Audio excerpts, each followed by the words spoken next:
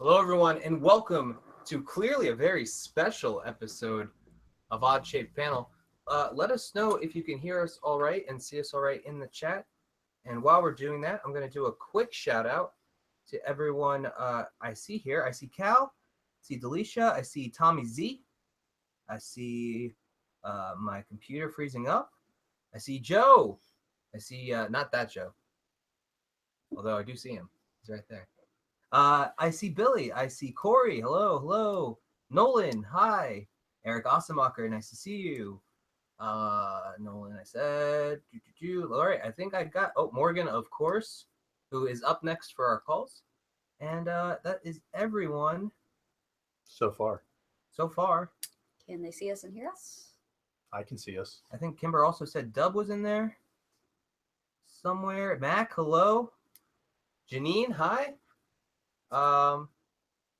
This is it, guys. This is the BFF Crossover. Welcome to New York. Thanks for having us. Thank you. Yeah, because you haven't been here before. We just got here today. Of course, yeah, duh. Yeah, for anyone who hasn't been paying attention to us, Joe is saying that quality is on point. That's Joe's camera for you, so we need an upgrade, obviously. Again. So forgive us if, especially me, because I'm going to be looking down here a lot, reading the chat, checking along with you. I'll do my best to look at the camera. It's in a different spot. As you can see, there's more on the wall. And there's a new special detail on the wall. Oh, man. Looks really good up there. It does. Be a shame if somebody were to pack it in their suitcase tomorrow. It's not going to happen. How are you going to start the episode off with such... We're supposed to be BFFs.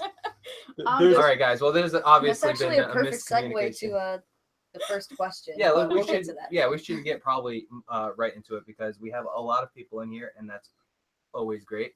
And we should get in there. So just double checking. It looks like I got everyone in the chat. We really appreciate you guys being here. And we'll be talking a little bit about Philly later too, because I know a lot of you want to hear about it. So and thank you guys in the chat. I see you. And for you Philly people, we miss you. And for you not Philly people, we missed you while we were in Philly. We did. So we're not leaving anybody out. Okay, so question one, what was it? You got to get Morgan, right? Morgan? I guess. Dude, don't. I'm sorry. I just, He's just so used to already asking having Ashley and guests, Joe questions. Yeah. Yes. All right, so I'm going to drop Morgan a email. An electronic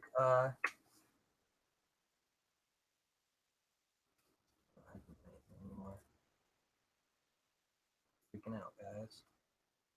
Morgan says hard. Oh, that's because it's not like the other thing.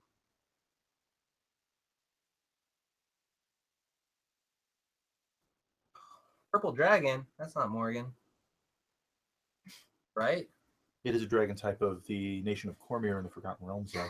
I mean, wasn't a Purple Dragon also just shouted out on Harmon Quest that we were watching earlier today, too? Maybe. Very specifically, a Purple Dragon. That is very, very specific. That must have been when I was not in the room. Nolan's trying to figure out what the odds are of Morgan introducing himself with the "Hello, guys" in the groovy Manchester accent. 100%. 100%. That was where I was going with. 100.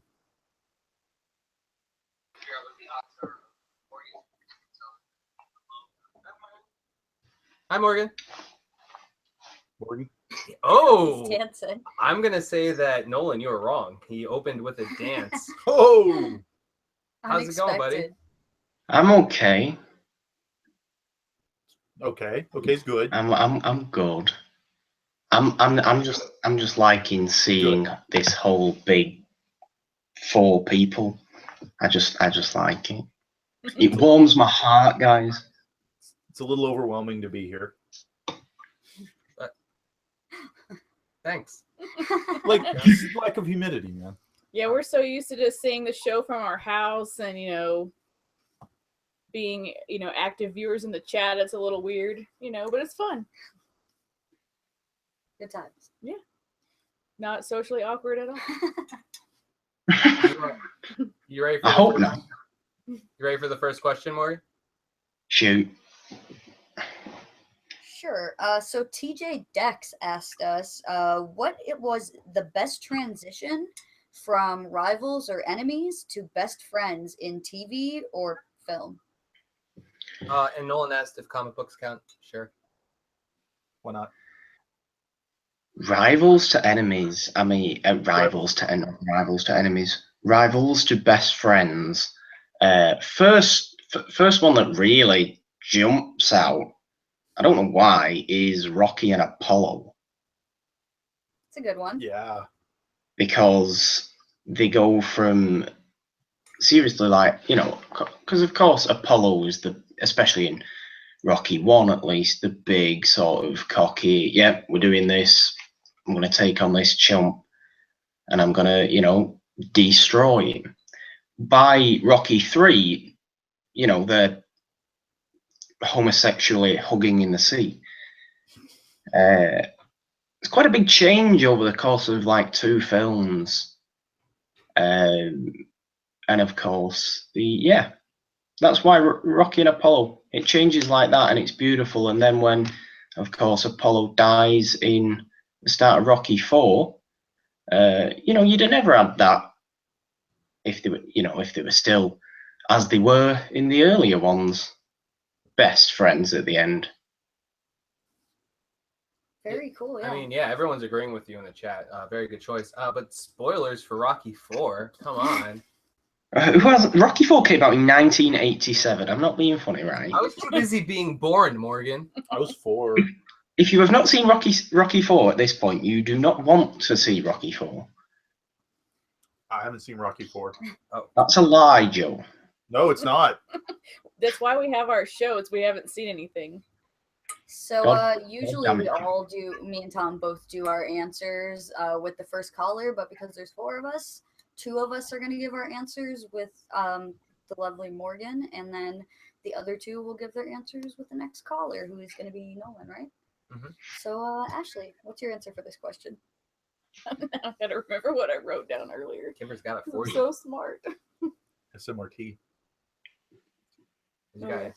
All right, yes, thank you, Kimber, because this happens to me when we're at our house too. I always forget like what I thought of in my head. We're just not live. But from 30 Rock, Jenna Maroney and Tracy Jordan, because when he's introduced in the first episode, like she immediately is afraid because, like, you know, her job is on the line and he's this dynamic personality and kind of an unpredictable character. And then through the course of the seasons, they kind of like come to like a mutual agreement, not like officially, but just like in the way that they behave with each other. And by the end of it, you can definitely see that they have transformed into friends instead of that original rivalry where she was always worried about Tracy being the reason why that she's going to get fired. And it's like there are hiccups along the way, even once they become friends. But like there's like the episode where they're the problem solvers. Like they take it upon themselves to like solve the problems of like the sick crew, and they even get shirts printed out where it says "Problem Solvers" on the back. I like that.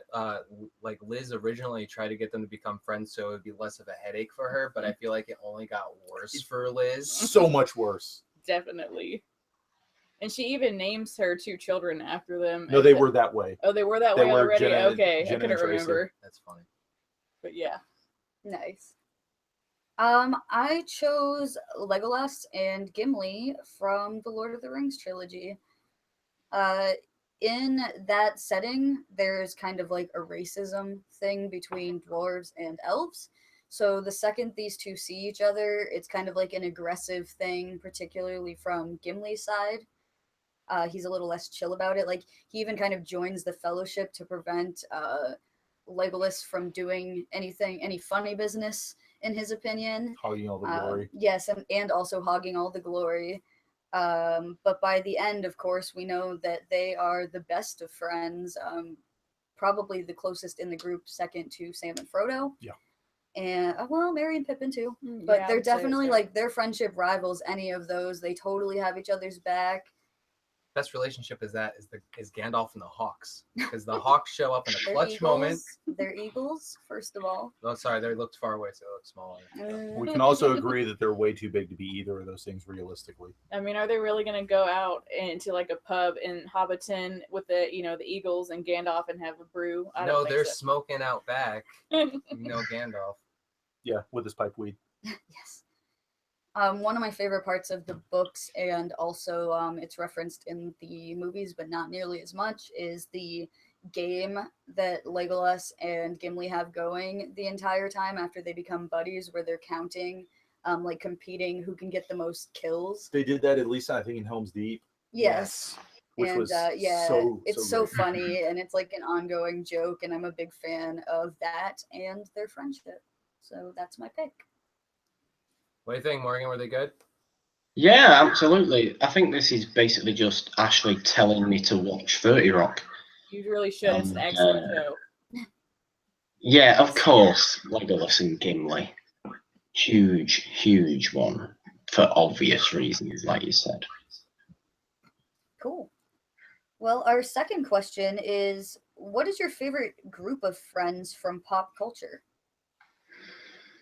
I mean, there's so many. It's so difficult. I mean, you can basically any ensemble sitcom. Yeah. Any of them. Parks and Rec. Yeah. How I Met Your Mother. Friends. Any of them. I can't really choose. They're all so great. It's Always Sunny. It's Always Sunny hate each other. That's not a good group of friends right there. No, they're a group of friends because they're the only ones that can even tolerate each other. Oh, no, it's a terrible group of friends. They're barely even friends. They have no one else. That's why they tolerate each other. Did you have an ultimate pick, or you're just saying all of them are good? I don't know. There's different things I like with different sort of ensemble sitcom kind of teams. Like, obviously, in stuff like Parks and Rec, it's all everyone's just so supportive of each other, no matter what they're doing. That's what I think that show does great. In something like How I Met Your Mother, everybody's really available to help each other out with relationships and all that. And then, like, Friends is called Friends for a reason. They do it. They do everything. They are the most iconic, absolutely. If not necessarily, my favorite when compared to those other two. But they of course have their special place, and they become more so later with some of them, don't they? So yeah, I can't really pick between them. I am sorry for not having a definitive answer. Man. That's absolutely fine. Ashley. I was going to go with the study group from Community. It definitely starts off as nefarious because Jeff is really trying to hook up with Britta with the Spanish study group, and then other people hear about it. But then it actually becomes a legitimate study group, and then through that group, there are all these different quirky personalities, and they end up becoming really close as friends. And yeah, sometimes they'll have like conflicts with each other. Sometimes there's dating and then breakups. But at the end of the day, save maybe for Pierce, they're really close friends. I like how they all kind of have like side factions too. It's not just the group that are friends. Like, of course, Troy and Abed, which is the best. In the morning. But you also have like Britta and Joel, and you have all these little side like friendships, which is fun. And then there's Pierce. Yeah, I always like in Community how everybody, even in that setting, everybody still hates Chevy Chase. Nice. I've just made Tom spit his water. No, I catch food. So Okay. I'm gonna go a completely different direction, and I'm gonna choose the Muppets. Ooh. They're a great, diverse, fun group of characters. they've been known to like grow apart over the years and reconnect when there's a crisis. They always like get together to save the day or fix the problem, no matter what happens between them. It's a friendship that goes on for decades. And I mean, it's kind of hard to compete with the Muppets. Like, just there's someone that anyone can relate to in the group. Like, I'm a Kermit the Frog person personally, but like you have friends who remind you of like Gonzo and Fozzie and everyone, Dr. Teeth, even. Like, these characters are all so much fun and so different and really balance each other out in a wonderful way and all have their role in the group that they fulfill. And like I said, even if years go by and they don't talk to each other, they're able to reconnect at any point and have it be just like it was right at the beginning, like the last time they saw each other. So Yeah. I choose the Muppets. It's a really good pick. Yeah, I didn't even think of anything like that. I'm always thinking about the Muppets. Going outside of the box there, Kimber. I try. Ashley? She already Oh, did. you did? Sorry. Yeah, so My brain. our third That's cool. question is coming to us from Delisha at Delisha_Renee. She asked, which BFF duo or trio would you like to take a road trip with? Oh, God. Wow. Well, they were mentioned before. I think Troy and Harvard would be a fantastic road trip, especially for, you know, the geeky kind of people that we are. I think that's a pretty strong one. For some reason, I'm thinking about C3PO and R2 because I just want to watch that all day, every day. I just want to Get watch like them. a land speeder for the day. Yeah, I just want to watch them interact. That'd be cool. Yeah, I'm going to say Troy and Abed above everyone, I think, there. Because, you know, for especially people like us, all the references, all the Star Wars, all the Indiana Jones, and then it just, the time would go like that. Yeah, I would watch that road trip. I would like to see what happens. I would could by definitely far be the see that weakest part of as well. that. I disagree. I agree. So Ashley, what was your pick for that one? I was going to go with Sean and Gus from Psych. I feel like those two would be really fun to go on a road trip with because Sean is going to have some kind of crazy adventure planned. And there might be a point where it gets a little too crazy, and then we'll have Gus there to kind of help balance us out and maybe bail us out of jail because he definitely has a more stable income, and we're going to, need to figure out something to help us along the way because Sean's going to get us wrapped up in some kind of crazy scheme. And we'll probably get to solve some crimes along the way and get to help people. So that would be fun too. As a trip he'll always remember. You will. Nice. Because of the thing. Yeah. Mavis. Hi, Mavis obviously wants attention. Let's all welcome Mavis to the show. Mavis, you She are can deal with a two people. fabulous human being. Not a human being, though. Still, might as well be. She's our baby. So.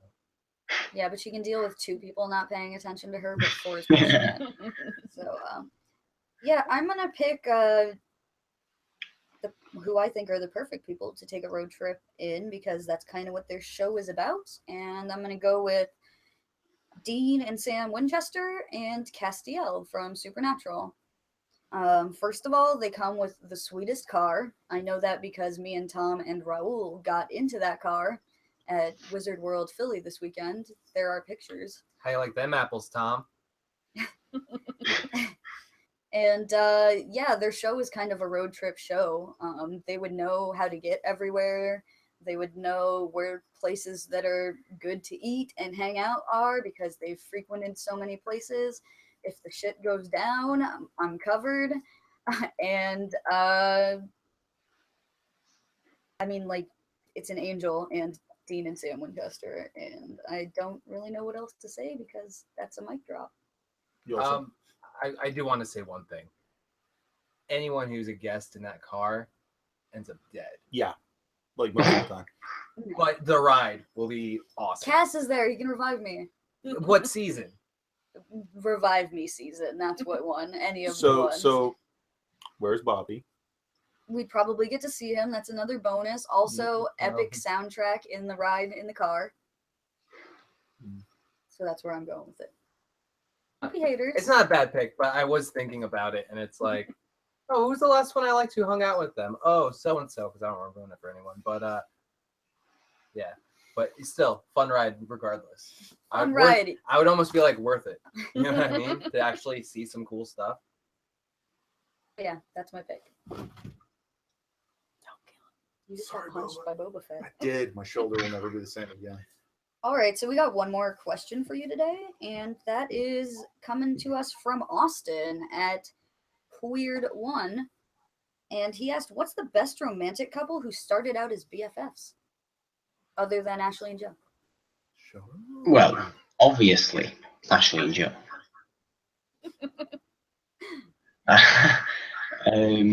Oh man, I don't want to focus too much on sitcoms. I feel like all I've talked about is sitcoms, but again, the first one that's coming into my head is Monica and Chandler.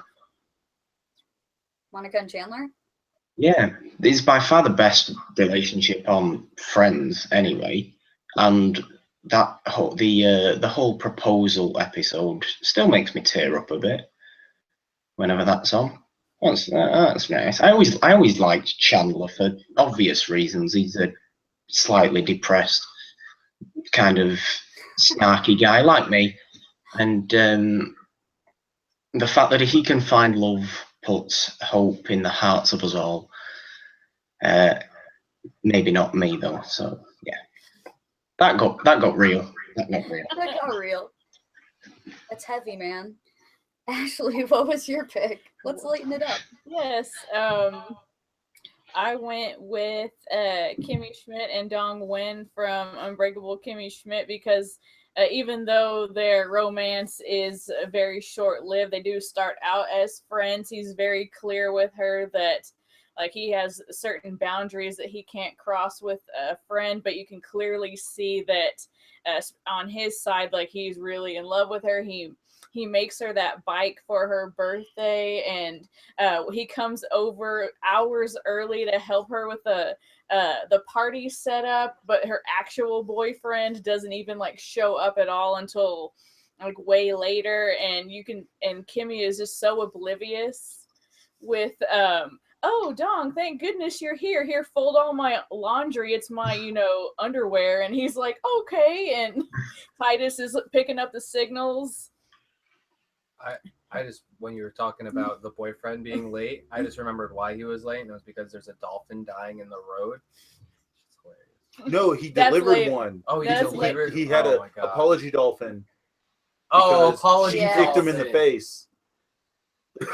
Yeah. I was gonna say though, Dong Wen was there delivering the bike and got caught, and that's why he was there early.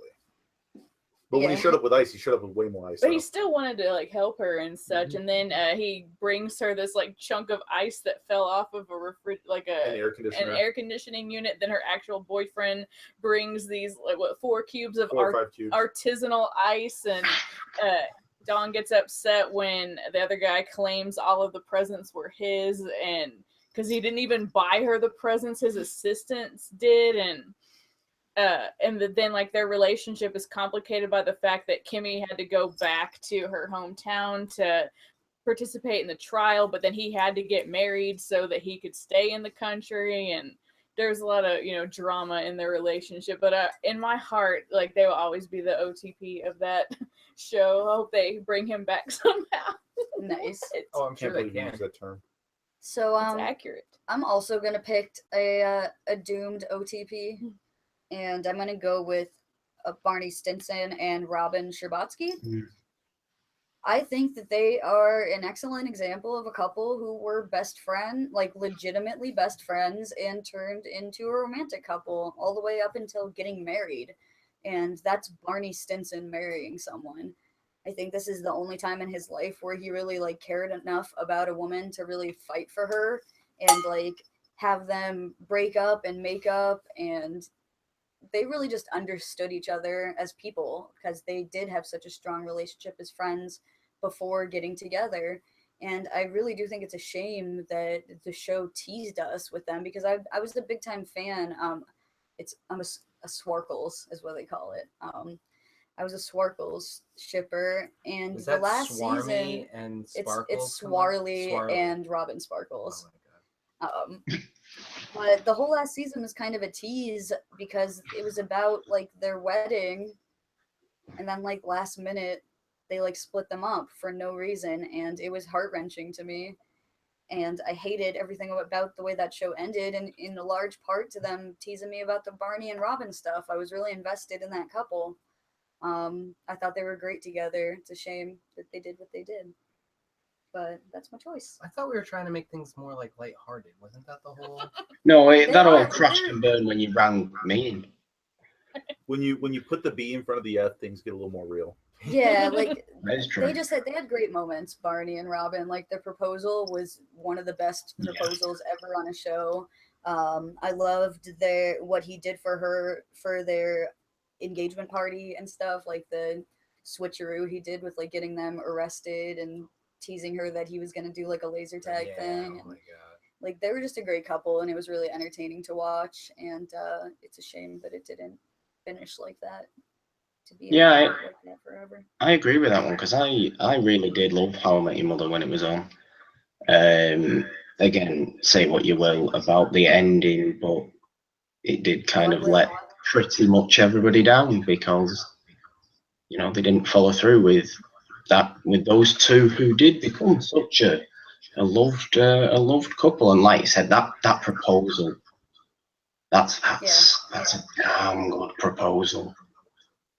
Like the show's about Ted, but I felt like towards the end, like Barney and Robin became the best part, like seeing them as a couple. Yeah. So that's why it was so disappointing, you know? Yeah, absolutely. But yeah, that's all the questions for tonight.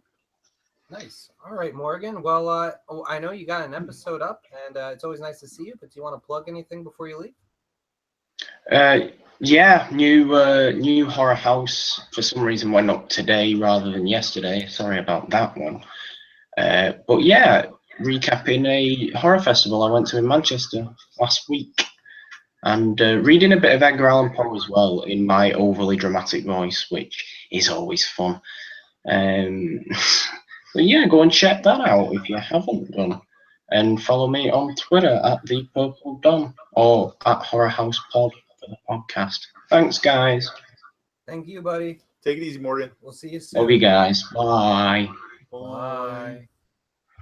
All right, yeah. So definitely go and find his channel, The Purple Dawn, on YouTube, and he has some great content up there. It's not just horror; he has a bunch of different stuff. He has some interviews and stuff. So definitely check it out. I keep forgetting the camera's up there. I'm sorry. I saw a few more people pop in. It was our local buddy Matt. Who else I see? Eric Monroe's in the chat, and Shuggy. Hi, welcome. I've never met you before, but I like your style. I think I've heard that name on Twitter. Yeah. On Twitter, Shuggy, well, Shuggy says. Shuggy Yes. Russell? you're Yes. more than welcome. Thank you for coming by. TJ, that was the other person. So thanks for coming by. I'm going to be sending Nolan a call soon. If you're wondering how we're determining who gets to call in, we are forming a list. It's a long list. It's a long list, so please be patient. we will try to get everyone in and just. Yeah, after the first couple of callers, it'll go quicker because we will be done giving our answers. Oh, but me and Joe get to talk this time. You guys get Right. to talk, yeah. Right here, buddy. Yeah. All right, Nolan. So look out for that invite. Oh no. My coffee cup tipped over, but it's empty, so it's all good. Oh no. I don't know what's more depressing, that it tipped over or that it was empty. Low from column A, low from column B. Somehow there's a column C. But now there is. Of Thanks. course. Yes, that's what I'm It's for. making things more C for complicated. Mm-hmm. So I'm going to read off some of my people on the list so I can make sure I have everyone and they can get an idea of where they are in the queue. Next, we're going to have Nolan, then Delisha, Tom, Corey, Joe, Eric A, Billy, Dub, Cal, Mac, Janine, Matt, Eric Monroe, and TJ. If any of you guys do not want to call in, please let us know in the chat so that I can take you off the list so we can get a more realistic estimate of time for people. You're getting good at this. I'm trying. Hi, Nolan. I'm the champ now. I have a reputation. Oh, God. Oh, hello there, guys. Hey, Nolan. How you doing? I'm doing pretty good. It's pretty late here, but I don't care. I'm not missing this crossover. Nice to see you, buddy. Well, Hey. just to let you know, there is going to be a part 2 of this crossover coming into the works. So keep an eye out for that, everyone. Yup. Dope. But you ready to answer some questions? Hell yeah. And you guys might see a bit of a theme with this. Oh, no, I'm scared. Uh-oh. And All right. Well, our buddy TJ Dex, who, like I said, is in the chat, he asked us, what are the best rivals that turned into friends? well, I don't know if you guys know this, but there's a little movie called Spider-Man Homecoming coming out next month. And to prepare myself, I've been reading the Amazing Spider-Man comic series, and I'm going with an answer that's a little bit out of the box, but Dr. Curtis Connors and Peter Parker. He starts out as the Lizard, Peter Parker saves him, and then they become kind of dependent on each other, and it's almost like a sort of mentor-scientist relationship as opposed to what he has with Norman Osborn. So I'm going with that. I think it's kind of underrated, and it wasn't done well in the movies, but in the comics and the TV shows, it's done pretty well. It looks like they were trying to hint at it, though, because I think in Spider-Man 2, Dr. Connors was in it. Because I can't remember the actor that played him, but I remember the professor he talked to that was missing the arm. I'm like, oh, Lizard. Yeah, and I know that the actor's in a lot of things. I just can't. He's in Burn Notice. Yes, I can't put a pin on it. But he was working on the side for Doc Connors, but then he kind of let that fall to the wayside When he met Octavio. Yeah, Octavius. yeah. But yeah, that's a great pick, and I love Spider-Man 2. So there's that. Joe, what was your answer for this? I don't remember. Well, Kimber has it somewhere. Best rivals. I'm trying to remember what your answer Was it was. from Dragon Ball Z? No, that was No, me. it was his. Okay, so Okay. while we're trying to figure out Joe's, I just don't know where it is. I'm gonna say Goku and Vegeta from the Dragon Ball series. They were not only rivals but like enemies. Both like lone survivors from an alien planet. And that they were forced into like this confrontation. They meet back up later on Namek, and Vegeta's still kind of like playing him. And well, I don't think Goku's not even around until like later, because if you watch the show, you know what's up. But Snake you know, Way. Snake Way. The Snake. Home for Infinite Losers. The Americanized one. So and then but you know, throughout the Majin Buu series, where you get to see like how much it bothers that Goku keeps surpassing him. But it's amazing that like if Goku wasn't around, like Vegeta would be like Krillin level right now. And that says a lot. You know Well, what I mean? and there's a lot to be said. The fact that like Vegeta could just easily not have formed a bond with anyone else, but I think it was Goku's influence that had him, start caring about the Earth. He cares about his own son. Oh, and Bulma, you haven't seen this, but in Dragon Ball Super, the new one, and they kind of now it's like they definitely respect each other. They're friends. They go to events together. They have like the same master at a certain point. Yep. But the God of Destruction shows up and strikes Bulma, and like all this time, Vegeta has been subservient to the God of Destruction because he's seen like what he can do before. He's been to the planet before. Yeah. And he like puts all of that aside and goes after him because because of Goku, he has been able to spread these ties. Yeah. And it's like an example. It's like, this is what we can be. We don't have to be this imperialistic race of destruction. Vegeta almost cares more about his family than Goku. Goku's always just like away and training. Yeah. Like Piccolo cares more about Gohan than Goku. Yep. But Piccolo's better dad. Seeing Vegeta with Trunks, not so much during even the Majin Buu thing stuff, and then karate chops Trunks in the neck. Yep. And to pass him out. That was really cool. But I think stuff. That's one of the friendships that, and it's still a rivalry, but that's what drives their friendship. Yeah, they're not a It's rivalry healthy- because of hate. They're a rivalry because they make each other better. which at first it was. Well, at least I'm from Vegeta's side. Yeah. But later on, it's cool, and they keep just progressing with each other. Yep. What was your pick? My pick was Max and Furiosa from Mad Max Fury Road, because they started off like willing to kill each other without hesitation, but through fate forcing them together, they end up not only respecting and becoming begrudged allies to each other, but at the end of the movie, like Max saves her life, and he didn't have to. He had that tube hooked up to him and could do the blood transfusion, and he willingly it's not like anyone made him save her. He just decided of his own accord to hook himself up and give her a transfusion. Because, universal donor, gasoline in the veins, all that jazz. High octane, crazy blood. Yep. So I felt that, and she ends up putting trust in him as well relatively early on when she tells him how to start the rig up when she's going to make the deal, and is like, look, if something happens to me, just get out of here with them and get them to safety.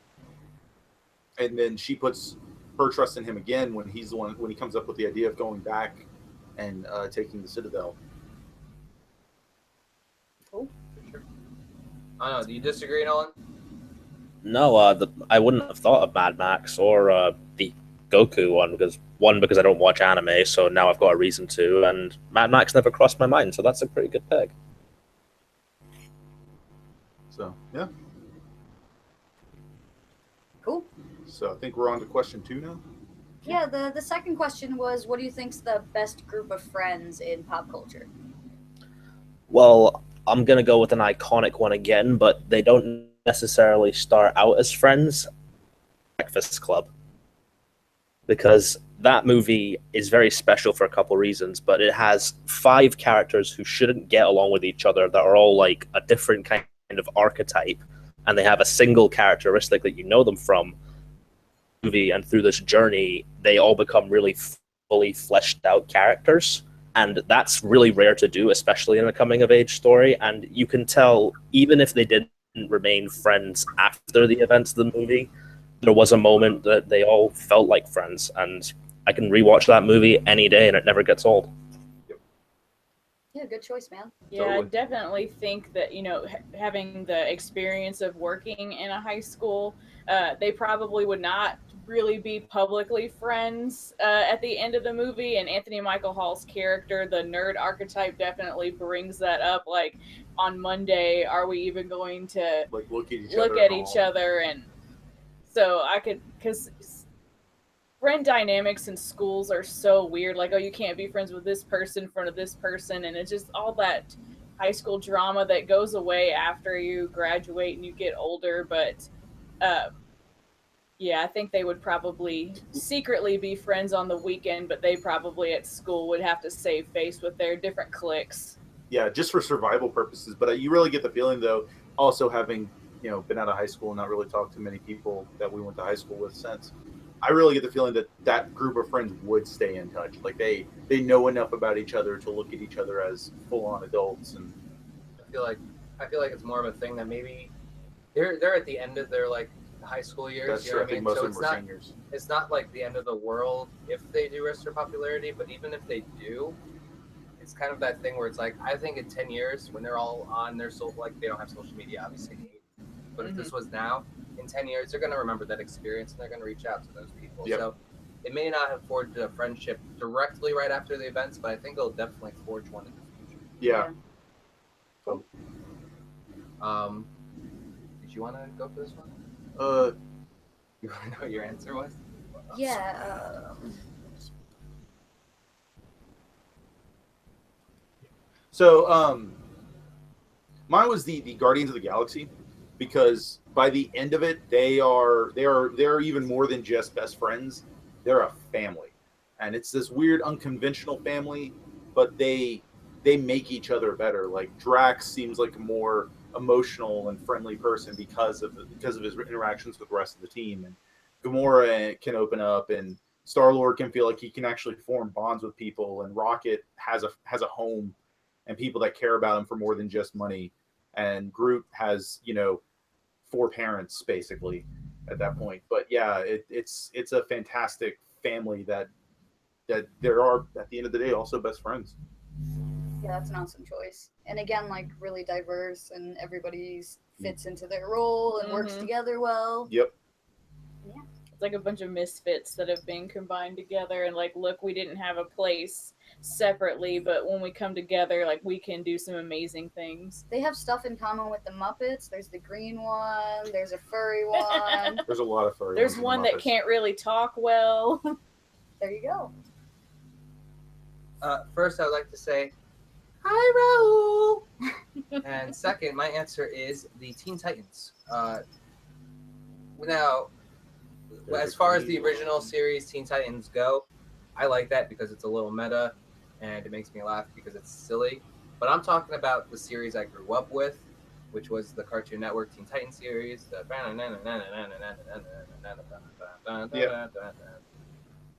one that got a movie, the one that The Tokyo one. yeah, the one that had Slade / Deathstroke as a villain. And... Well, Slade was a constant villain throughout the series. I know, that's what I mean. Like Yeah.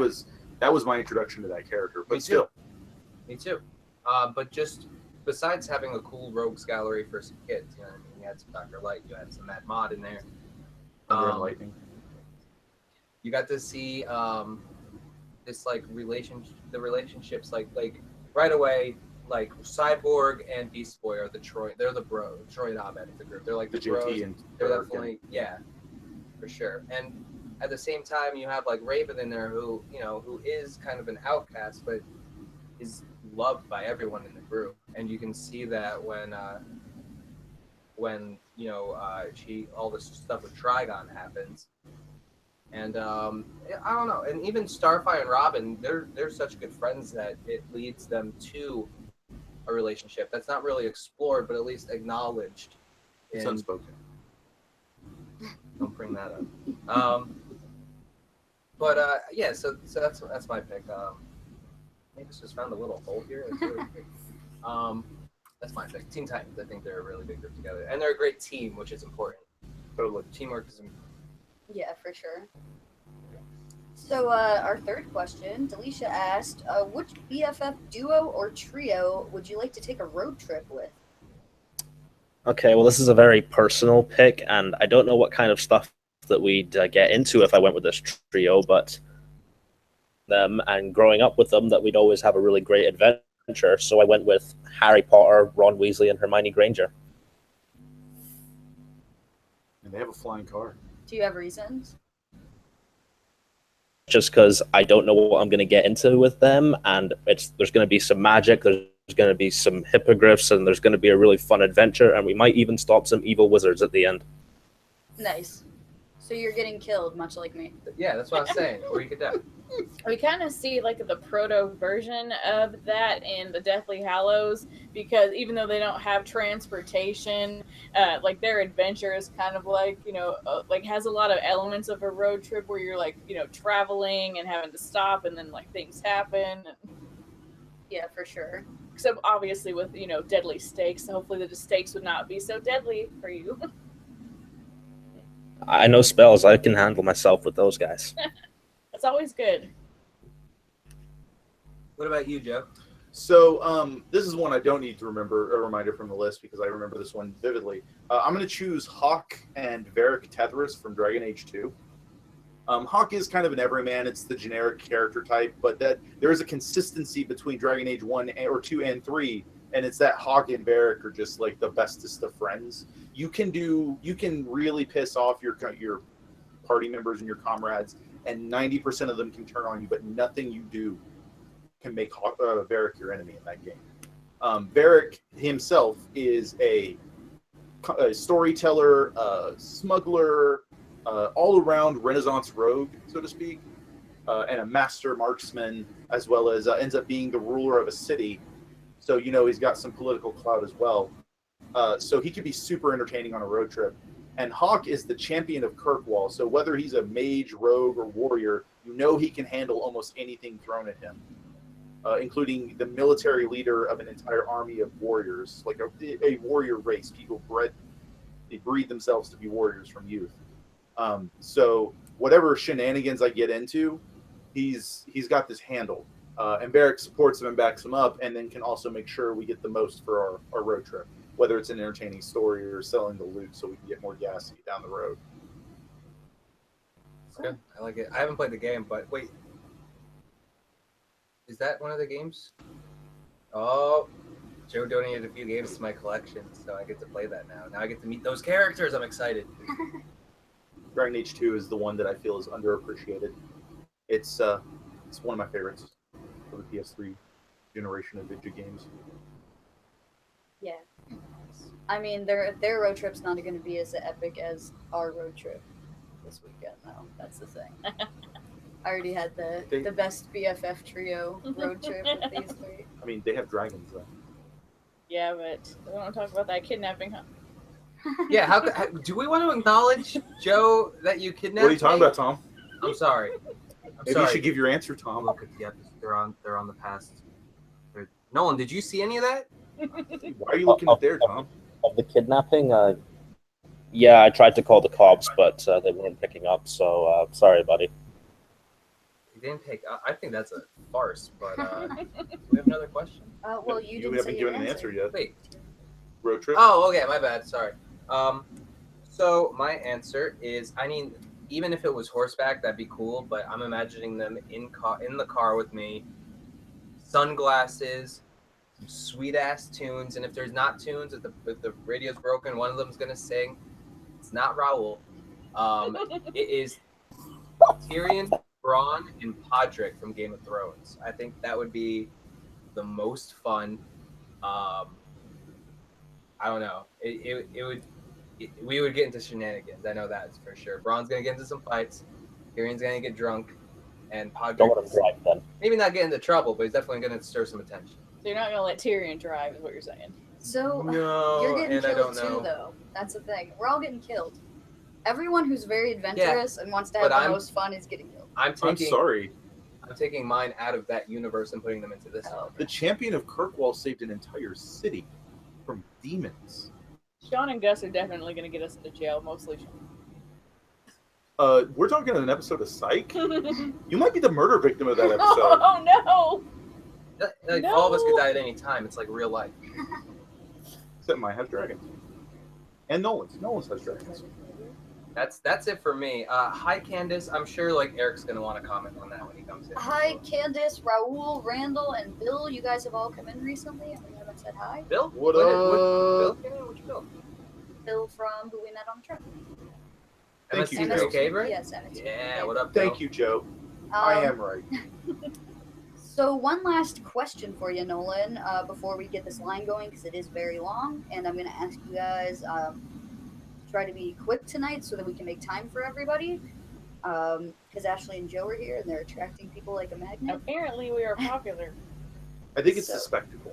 Yeah, right? I Something just wanted to different. see the whole room. Maybe it's the belt. It's the belt. It's the belt, yeah. Oh man, it's never us. I mean, maybe it's a combination of the belt. You'll live. So, It's only glowing because of the shine off the blue. Actually, Oh, okay. so Austin, Weird One, asked us, who were the best romantic couple who started out as BFFs? Well, I've talked about this when we did Valentine's episode a while back, but I'm going to bring it up again because it's just as relevant. Corey and Topanga from Boy Meets World are the most adorable friend to couple thing I've ever seen in any media. I'm gonna be honest. Somebody else said that. I don't remember exactly who it was. And hello, Randall. But to be honest, Corey and Topanga like make me think of you two, like, and how you guys have been like since like little kids. She is short. Yeah, you're not the first person to say that. Like kids have said that to us at school when they find out like how long we've been together. I'm So- just mostly surprised the kids know who they are. Yeah, well, that Well, because they of don't especially mind. because of Girl Meets World that's come back into popularity. So With the kids we deal with. yes, that show's made for them. They're like Fuller House kids more than anything. No, they're not. That is a cute couple. Cute, good friends from youth. And I'll give you that. But mine is way cuter because it involves, I don't know, primitive cyber technology and what we could consider magic. Because my choice is Edward Elric and Winry Rockbell from Full Metal Alchemist, specifically Brotherhood, because he does confess his love in his weird Edward Elric way to her. When he points at her and yells, I want to make a deal with you. I'll give you half of my life or half of your life. And, I mean, that's his way of being like, let's get married, have a family, and be happy together for the rest of our lives. Because of equivalent exchange. Because of equivalent that's- exchange. That makes it really pretty. The whole story's about it. Yep. It's really sweet because you can tell from the beginning that they're friends when they're like infants, basically, because they grew up in the same town of Risenbrühl. Edward, Alphonse, and Winry are all best friends. But I think once Ed and Al's parents are gone, and they try to bring them back, and after Ed sacrifices his arm and his leg to bring Alphonse back into the suit of armor, and Winry is the one who designs and customizes his automail, I think the bond grows stronger. And Edward doesn't realize it until somewhere in the series, but they do get really close. And there's a time where they're like living together in hiding, and that's when he kind of develops even further. And it's just, they're the couple you root for from relatively early on, and it's an unspoken thing for a long time. And I can agree with that because I was rooting for that to happen during the original series. It seems like it never does. It doesn't really. It kind of implies, but it's way It's clearer. unspoken. It's an unspoken thing, but it's way clearer in Brotherhood, and Brotherhood just has a way better ending for them too. Anyway, And you also see how much you like realizes he relies on her. he needs her. It's not even lies. Yeah, he wouldn't be the Full Metal Alchemist without her. Yep. So it's a really cool dynamic. Very much so. My answer was Leslie and Ben from Parks and Recreation. I very much compare myself to Ben Wyatt, not only for my love of calzones and RPG games, but I freak out when I'm excited. So there's that. But they're just so cute together, and they're perfect. Like I knew it all along, and they were set up.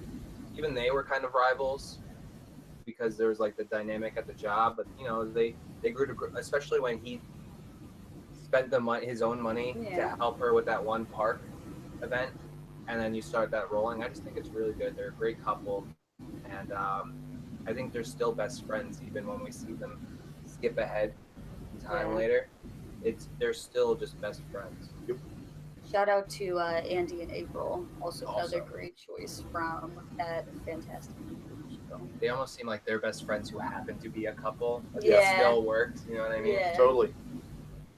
But that's all the questions for tonight. So, Nolan, do you have anything you wanted to plug real quick? Yeah, sure. There's a pretty good month for Movies and Me this month. We're talking John Candy movies with Brian next week. We did Neverending Story this week, following week, and the first ever Screen Junkies related guest, Billy Business, is coming on at the end of the month to talk Saturday Night Fever. And Ashley, Joe, I'm definitely going to try and get you guys on Movies and Me sometime soon, but we just got to work out a schedule because I want to have you guys on there too. Absolutely. Yeah, especially now that it's summer, we have more free time to be on other people's stuff. So definitely. That's this. It's happening. Yes. It's happening. All right, Nolan. Well, thank you so much for coming by. We'll talk to you soon. Okay, buddy? All right. See you guys later. Later. Bye. Bye. So we are going to go ahead and send an invite to Delisha ASAP. Like I said, just try to keep it kind of short so that we can get everyone in, because this might be our most popular episode ever, and the list is getting really long, and we want to make sure that we get to talk to everybody. So Delisha is going to be next. Yeah. Just want to make sure you also down. I did, but I... Also, Candace is in the chat now. Yeah. Okay. Yeah, let's make it a big deal that Candace is here. Hi, Candace. I love you, Candace. It's not complete without my BFF, right? Like you guys have. That's all she's talked about this weekend. Oh, wait, did we tell you the thing that Candace did? Well, no, Kimber did last week though. Oh. Like Friday. Busted. Hey guys, Well, Delisha, how's it going?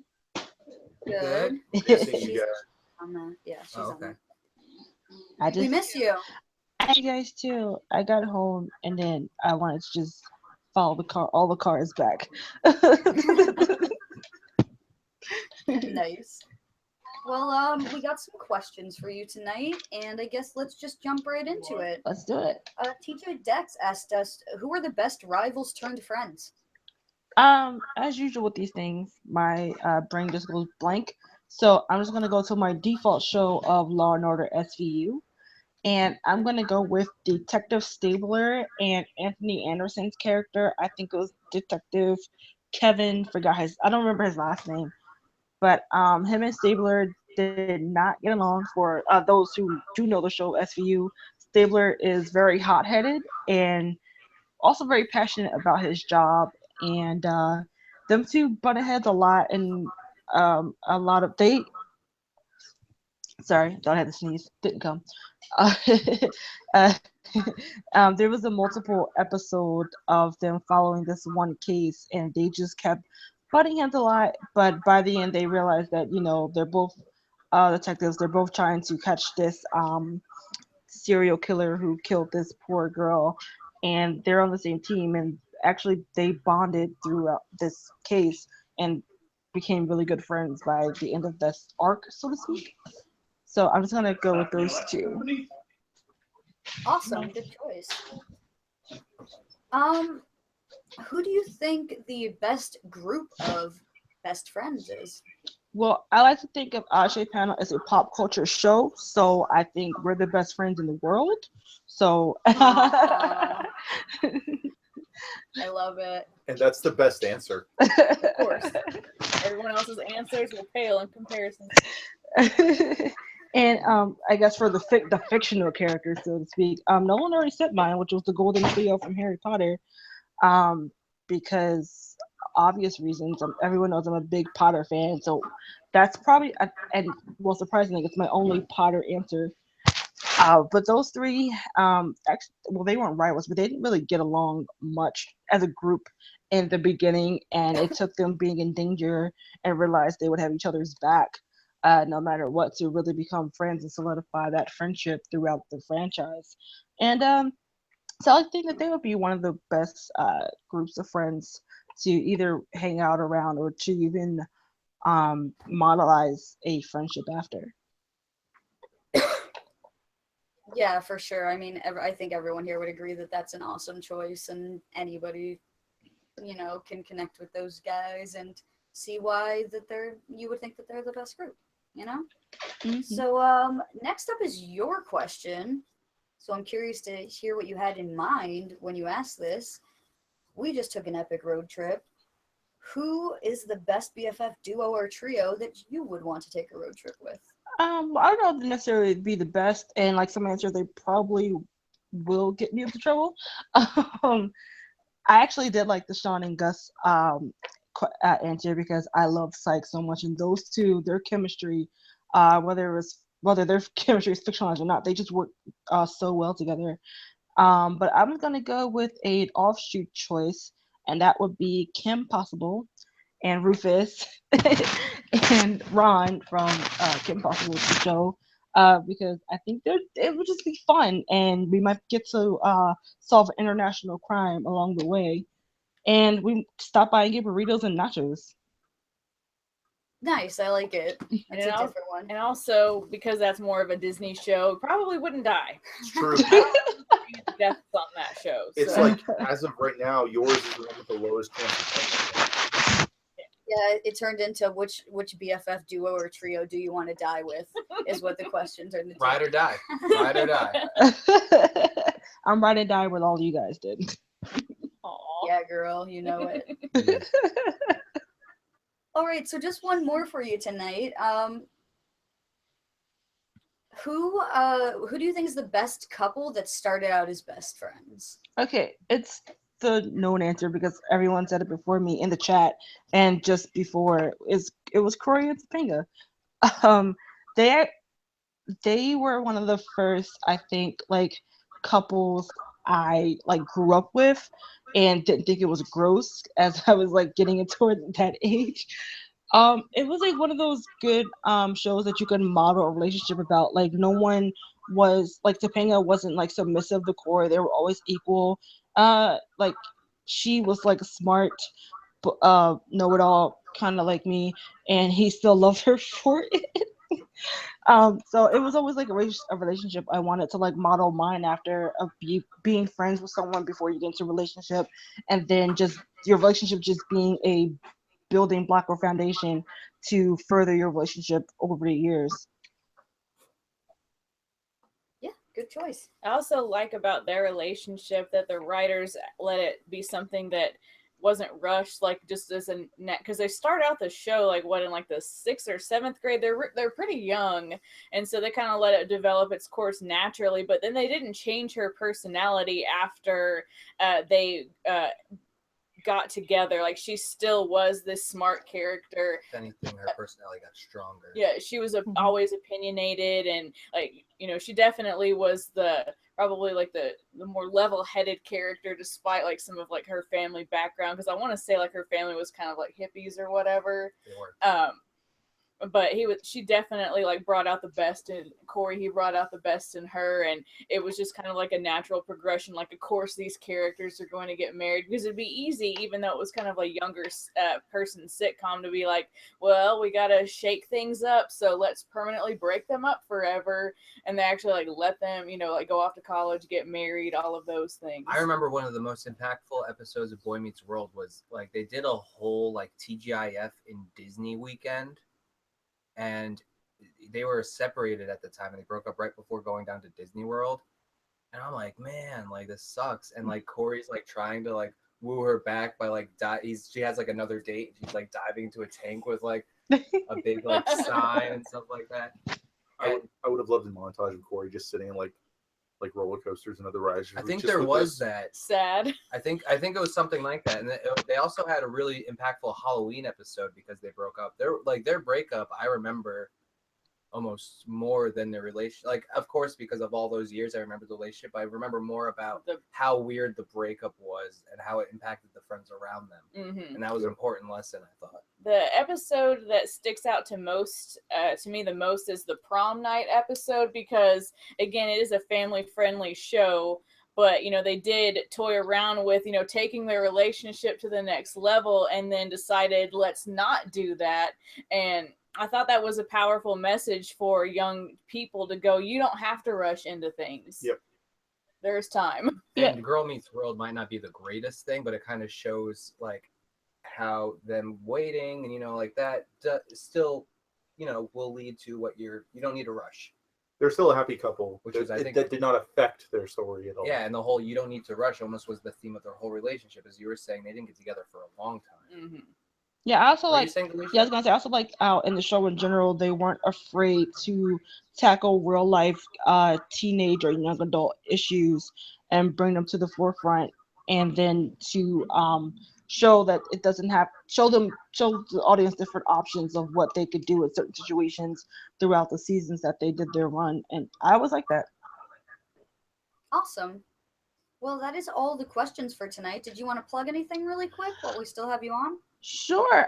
You can find me on AfterMat you can follow us on Twitter at after_mat.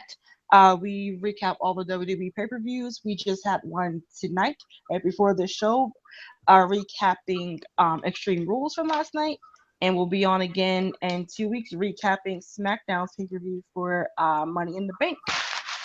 And then you could also always find me writing articles for Odd Shape Panel, which I have one coming up. I can hopefully get it out this week.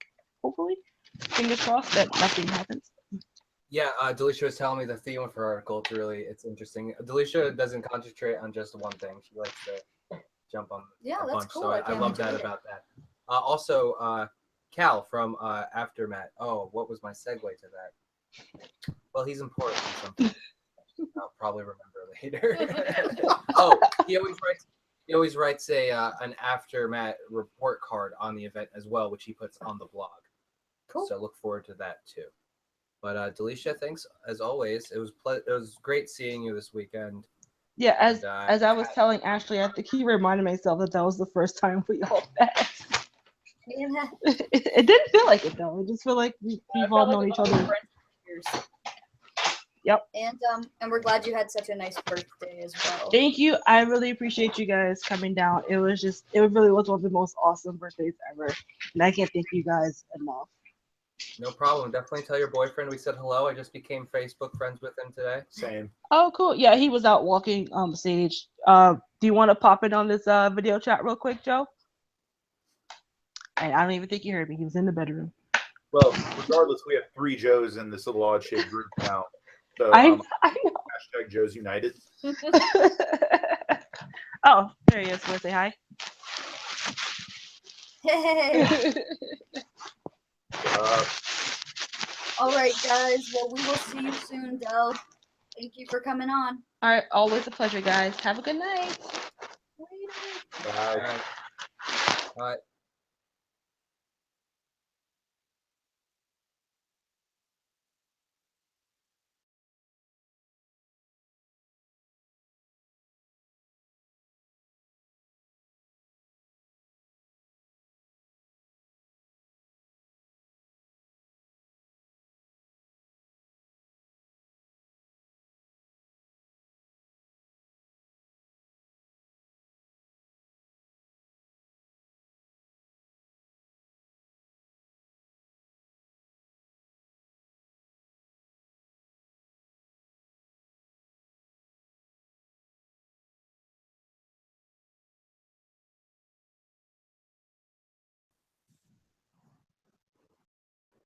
Hey, what's up, guys? Functioning?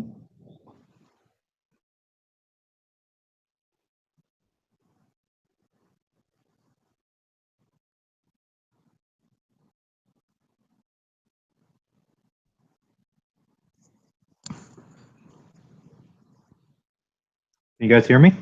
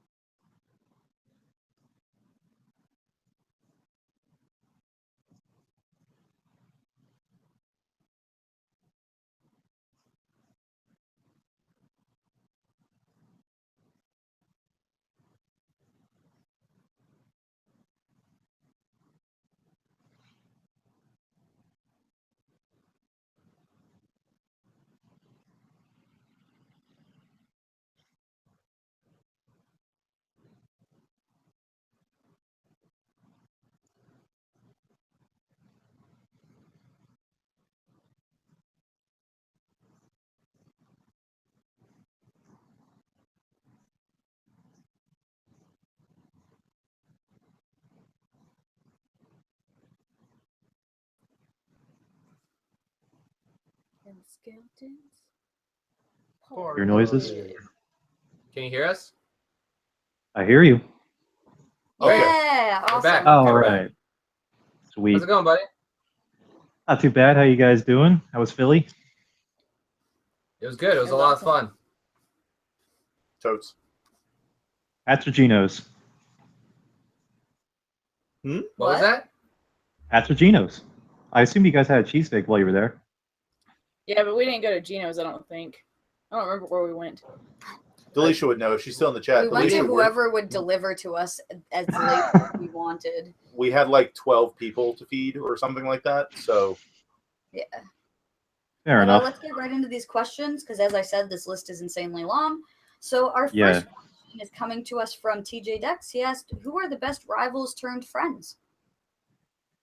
All right, so I'm going to stretch the definition of friends here just so I can talk about this particular movie. And I went with Niki Lauda and James Hunt from the movie and real life Rush. It's the story, for those who haven't seen it, it's the story of 2 Formula One drivers who began their careers in Formula 3 and at that point became kind of entuned in a rivalry because they both were some of the top drivers in that series.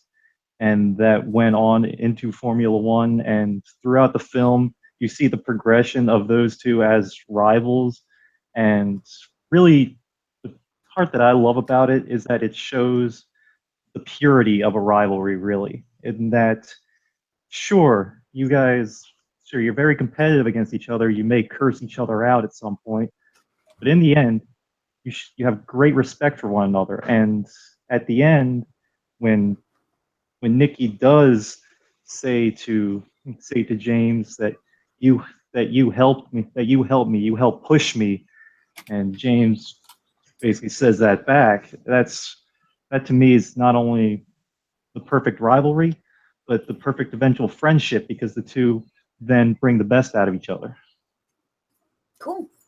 Yeah, that's a good choice. Never Alright. seen that And movie for those who haven't, So who did you have for the best group of best friends? I went out of the box on this one because I noticed that the question said best group of friends in pop culture. So carrying on from the last answer, Rush, the band Rush. Alex Lifeson, Geddy Lee, and Neil Peart. Because you don't see many bands that stick together in their original form throughout as long as Rush has, 40 years in fact. They went touring, and I actually saw their 40th anniversary and final show, and it's amazing that those guys were able to not only stay together that long, but they're the best of friends. They love hanging out with each other. They've been hanging out since they were kids. They write songs together.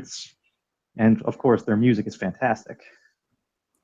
And kind of famously inspiring, like, and part of other friendships, of course, because of I Love You Man and the whole Rush Yes. plot line, and them like playing Rush's music together and bonding over that. I see some people showing love for that in the chat. Joe said slapping that bass. Slap at the bass. Candace is like, That is- yes. But yeah, that's an out of the box choice. I think that might be the very first time somebody picked a band on this show. For anything. Yeah. Yeah. So that's cool. The hole was open with pop culture. Yeah, man.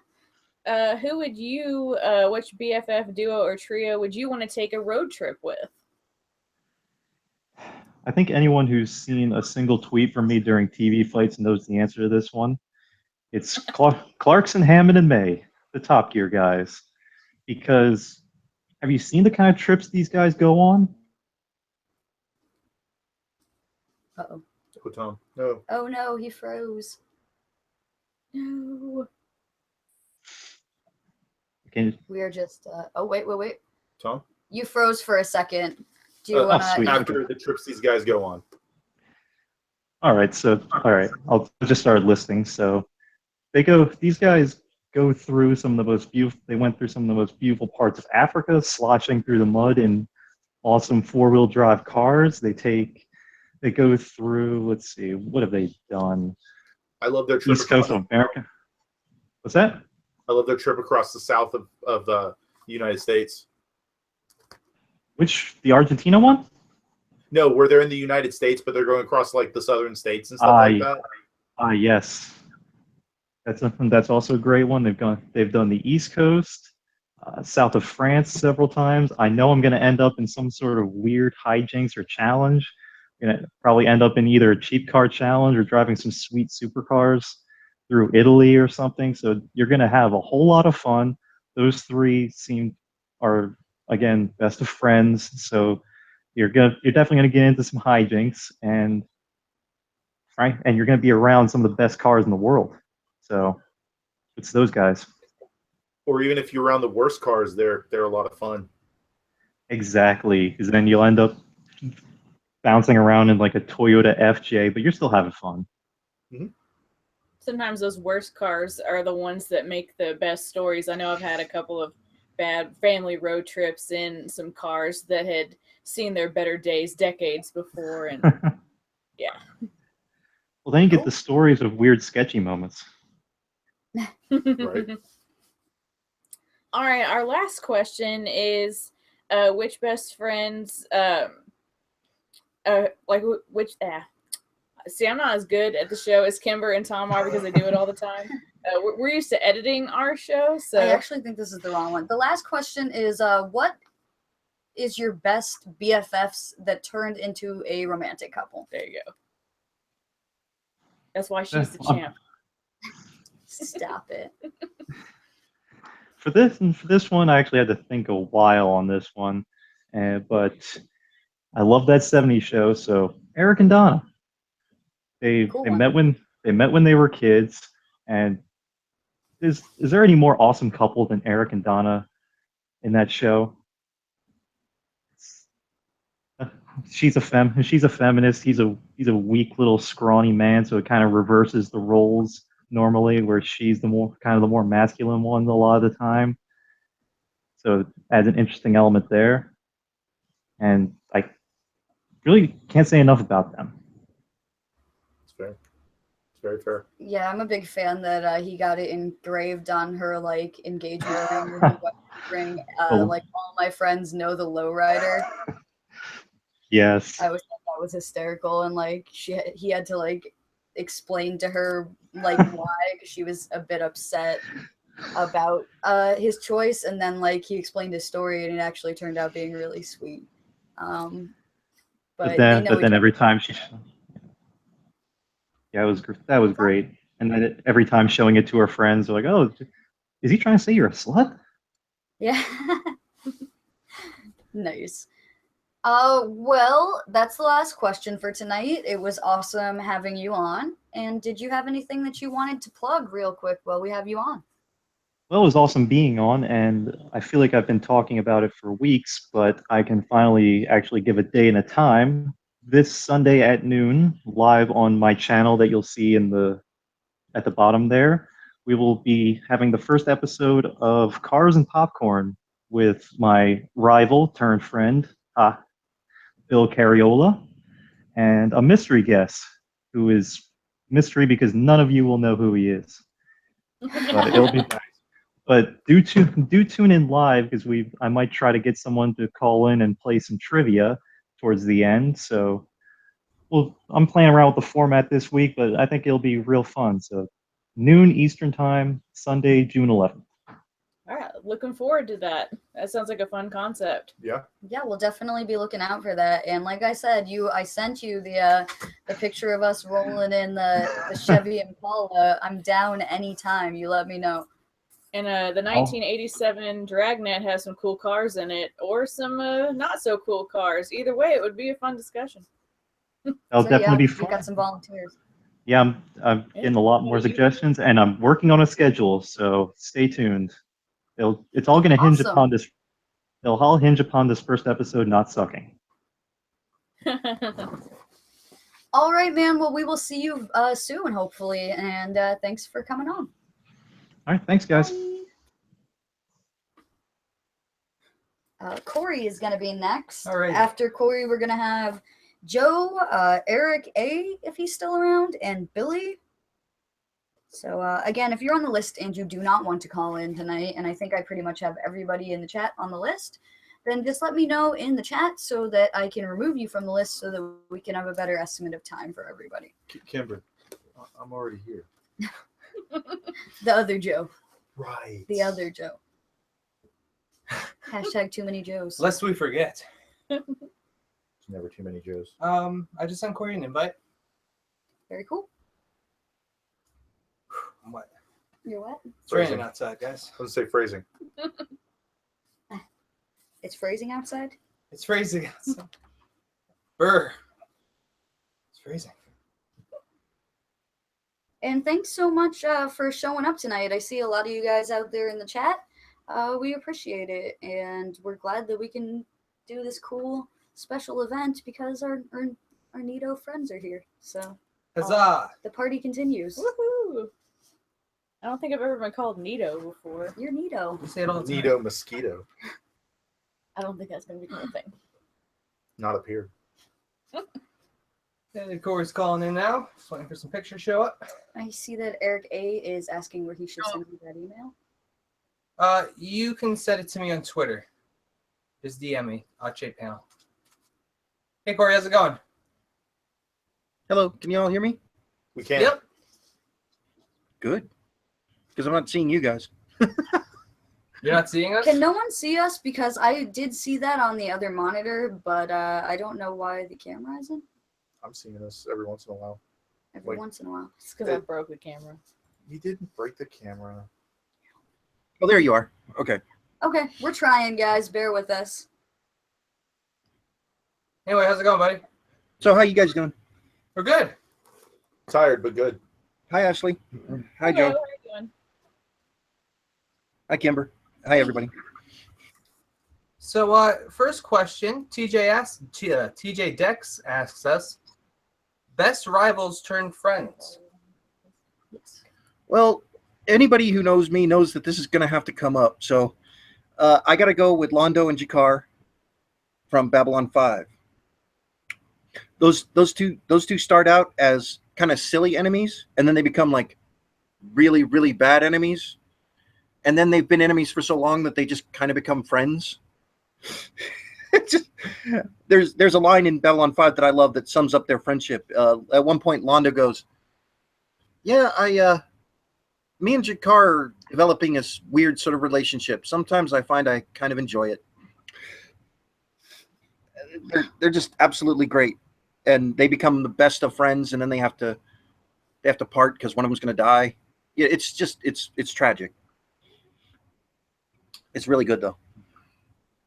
Yeah, I remember the series as a whole being good, but I haven't seen it in so long that I don't remember characters and specific arcs. But I need to revisit. I know Billy's making fun of me in the chat right now, but this is like the first Babylon 5 answer I've ever given on Unshape Panel. I would like to say that reminded me of an honorable mention of Quark and Odo from Deep Space Nine. Yeah. Oh yeah. Because they make each other better. Yeah. Kind of. Yep. All right. Well, question number 2 is, what is the best group of friends? Well, I know this is gonna be controversial, but I have to go with the South Park kids. Because while they may not appear on the surface to be good characters, good best friends, they always end up back together, just standing at their bus stop or whatever. They go through all this stuff, and they're with each other through all kind of bullshit. I mean, it's great. I mean, look how many times Kenny's gotten killed. They're still friends. Right? Well, that's a whole other thing, as we find out from Mysterion. But yeah, I mean, whereas I was talking in other groups how it's cool that there's it is kind of funny how much. Well, I mean, at the same time, it's kind of bigoted, but how much Kyle or Eric hates Kyle. Mm-hmm. Like, I know it's a running punchline, but that hate runs as true as the friendship runs between Stan and Kyle. You know what I mean? Mm-hmm. Yeah. Yeah, that's a good answer. Totes. Yeah, I wouldn't have thought about them. Delisha, But I did. Delisha asks, what is the best BFF duo or trio to take a road trip with? Well, I got to go right to the beginning of all this. I have to go with good old Don Quixote and Sancho Panza. I have to, because all the other ones that we've gone through on road trip, they all come from that one, and that one's pretty fun.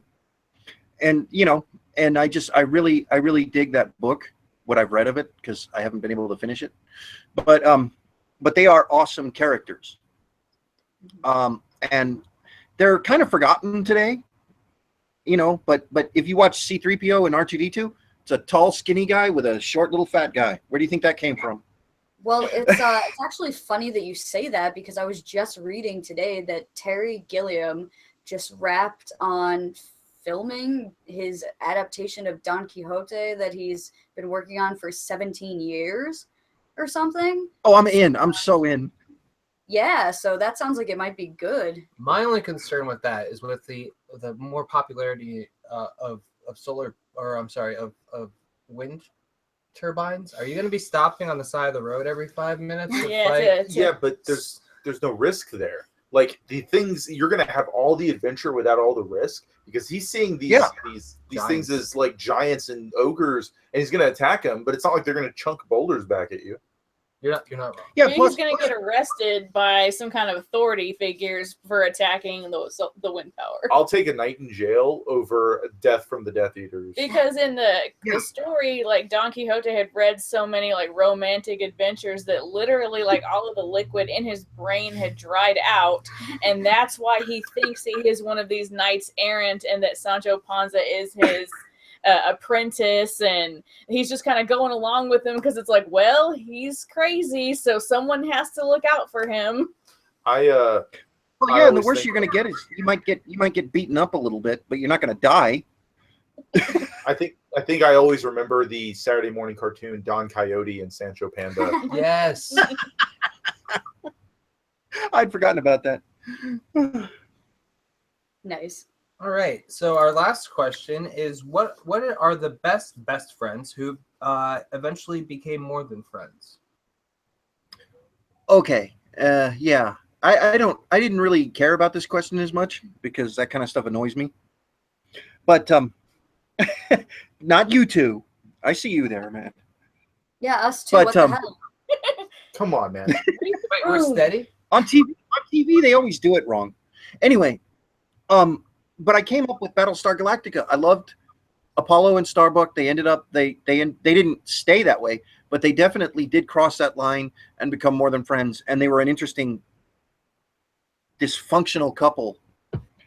And you got to see them go back to being best friends, which isn't usually what happens.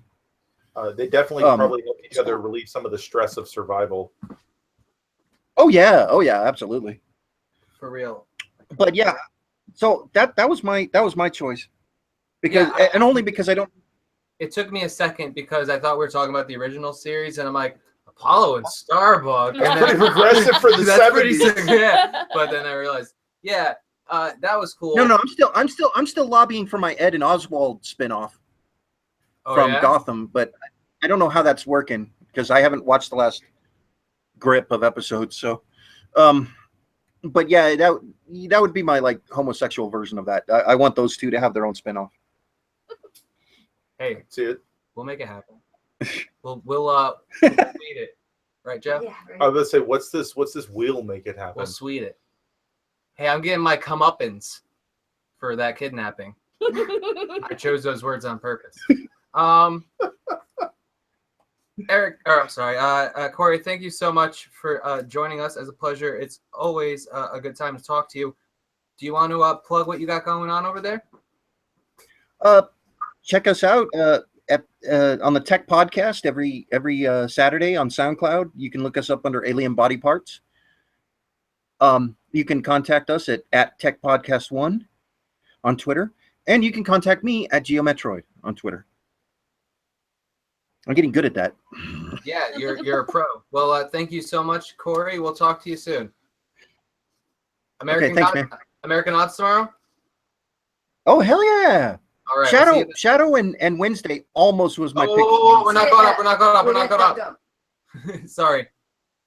I just said no. Just for the road trip, those two. Oh yeah, that would be a good Those answer two. for a road trip. I'm sorry. I really wouldn't see them as best friends, though. It's just Sunday, or it's Monday, and we haven't watched any of our Sunday shows, so we're super scared. Yeah, no, I don't.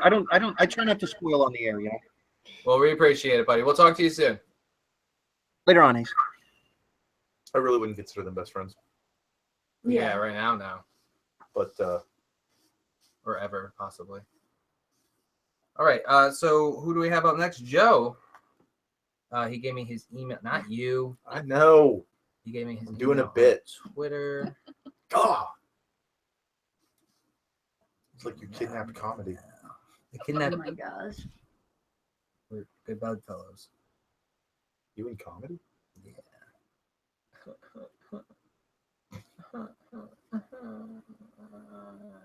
Ha ha ha! Classic comedy. The rule of threes. All right. And there's three of us on the screen. Coincidence? Three Yes. amigos. Oh, see, now Joe's a good guy. I went to go get his thing from Twitter, and he already put it in the chat. But Look that at was that. back. He's on it. He trusts us. Because Joe's are reliable like that. So let's start sending him some emails of fun things. Yeah, everybody, start getting your Nigerian Prince chain letters going. Are I there any current one? I know that was like the '90s one. Is there a current think version of spam? that still goes around. Does I'm it? sure. I think there's random ones. Like there's one that got me in the mid 2000s where it was like eBay needs this information from you, but it wasn't eBay. Oh no. Yeah, there's all those PayPal phishing scams and. Cal's Amazon. asking where he is in the list. Cal, you are about. We got Eric, Billy, Dub, and then you. Though I haven't seen Dub in the chat at all, so I don't know if he's still here. I doubt Billy wants to call in. Yeah, right. Eric and Billy are definitely calling in. No, they are. So Dub probably won't. you're at least 3 away, Cal. He's only 3 away. Joe, I'm gonna send you another invite just in case that one did not go through.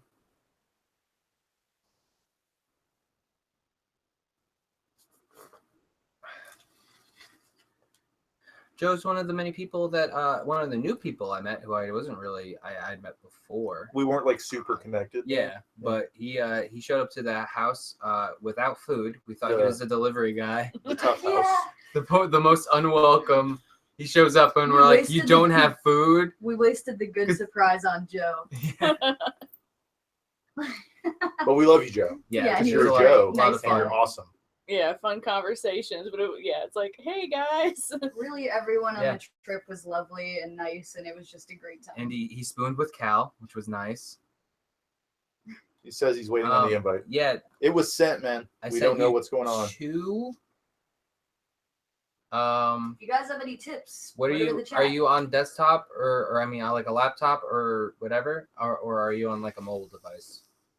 Also, it doesn't work super well in Firefox. So you may need to switch to Chrome if you're using Firefox as your primary browser. Yeah. Oh, he got it. Okay, he's gonna be calling in. Nice. Tell me how it makes you guys feel. No. Oh. Hey. Oh, all right, Joe. I hear you. Hey. I do not see you. Oh, there he is. There I am. Woo! Hi. How's it going, buddy? That was great. Yeah, you guys thought I was a delivery guy, and I was really confused. But I was. We were too, man.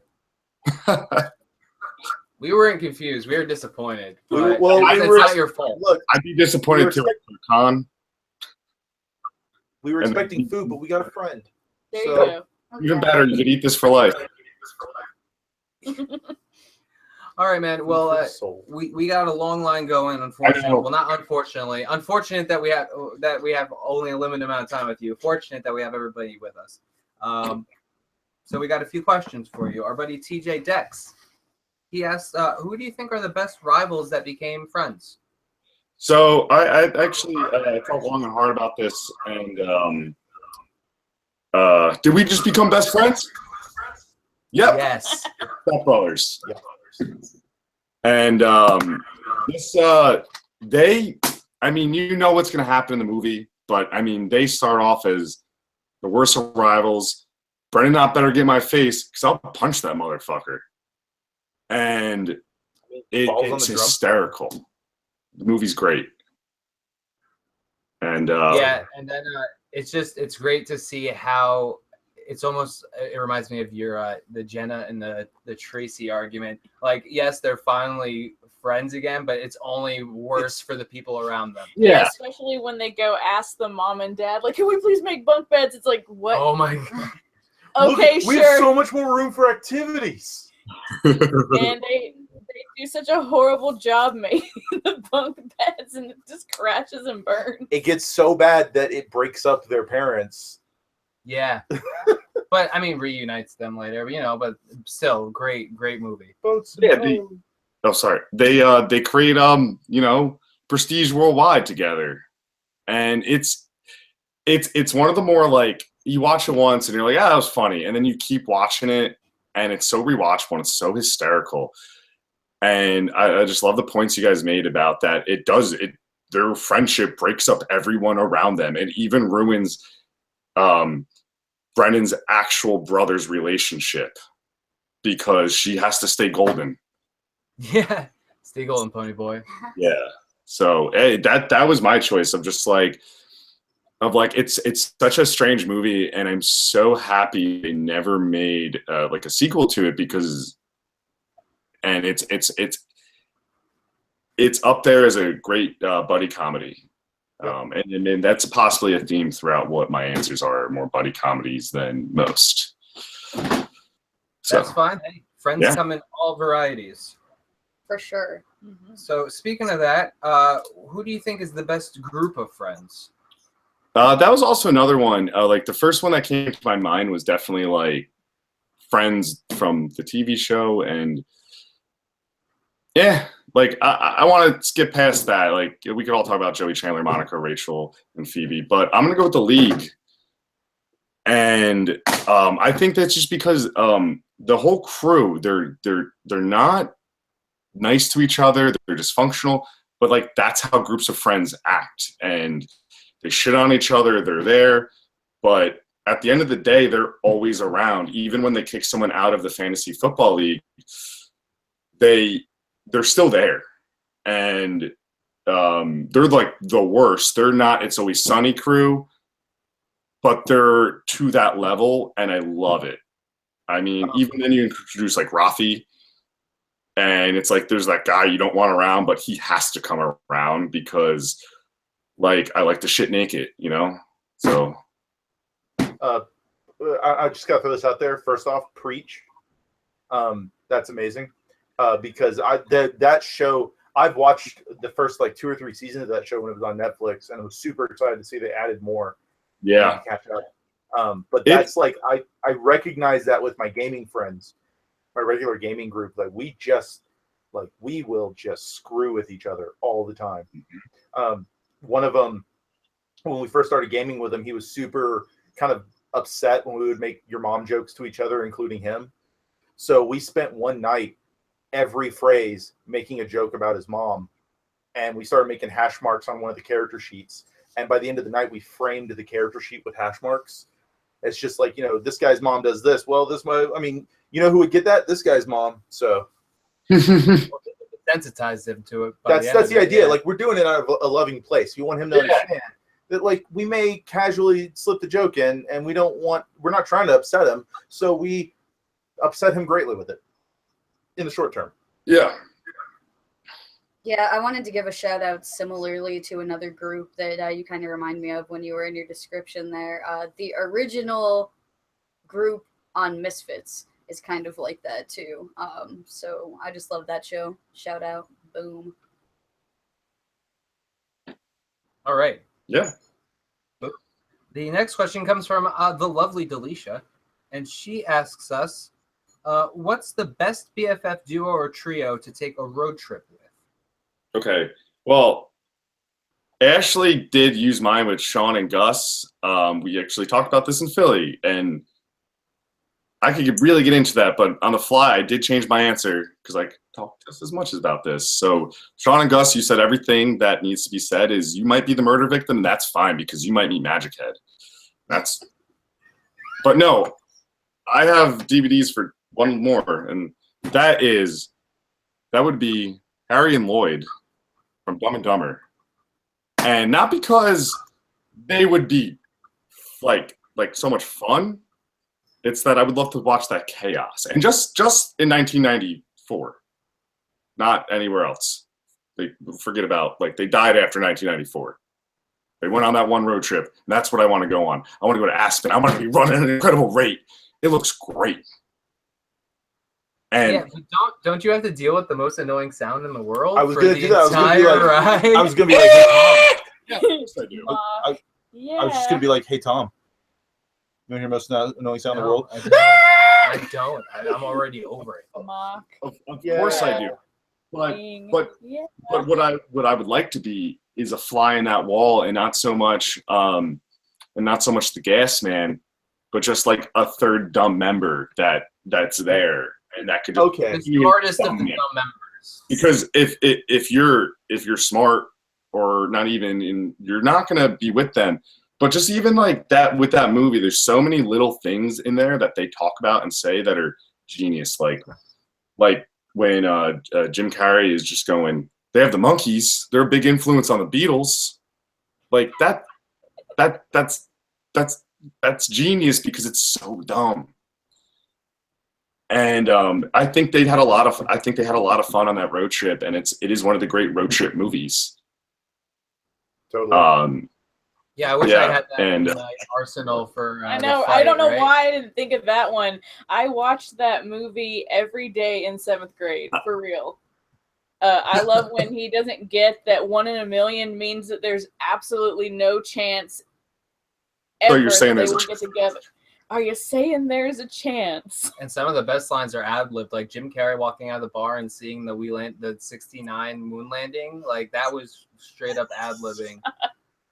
But I don't think I've ever thought about it as a road trip movie, though. You know what I mean? I always thought of it more of like a character piece, or like a lack of character piece. But the whole purpose of that movie is a road trip. Yeah, no, it's not wrong. You know what I mean? So that's cool. I always feel bad for the little boy where it's like they tape the Oh bird my back God. together. I just thought he was sleeping.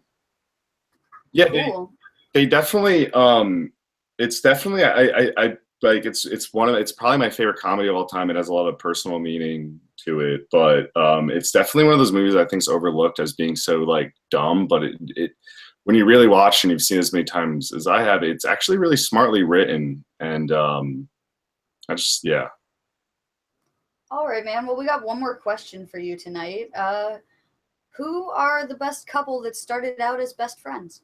All right, yeah, Kimber, you actually said this like as a side comment earlier, but it's Andy and April. I really liked how like watching their relationship blossom, and what it was like you're like, all right, like they're hooking up. They were so opposites, and you would never have expected them to get together, and they were clearly never written to be characters together, especially when you have like Andy, who was written to be in like 4 or 5 episodes and then just leave. But then they really grow a strong bond of Andy and April through these light flirting, and then they like kind of start having a thing. But what's so great, I thought, about their relationship and how it became is it was not like there was no proposal, there was no wedding. There was a wedding, but there was nothing leading up to the wedding except just a normal episode. And then when you got to that episode, you saw, oh my God, they're married. They're having, and it's one of the best episodes in that show, one of the best romantic episodes on TV. It came out of nowhere, but it fit so well. And then even as their relationship grew after that, they learned to be a couple and live with each other and have those get over that honeymoon phase. They got over that honeymoon phase, but they still sustained and loved each other. And I think they actually, of Parks and Rec, who features so many good relationships, they had the best one out of all of them because it was more organic than anything written. Yeah, Candace says in the chat, it's so special, a slow burn with true love at the end, arguably as good as Jim and Pam. And I would agree with that.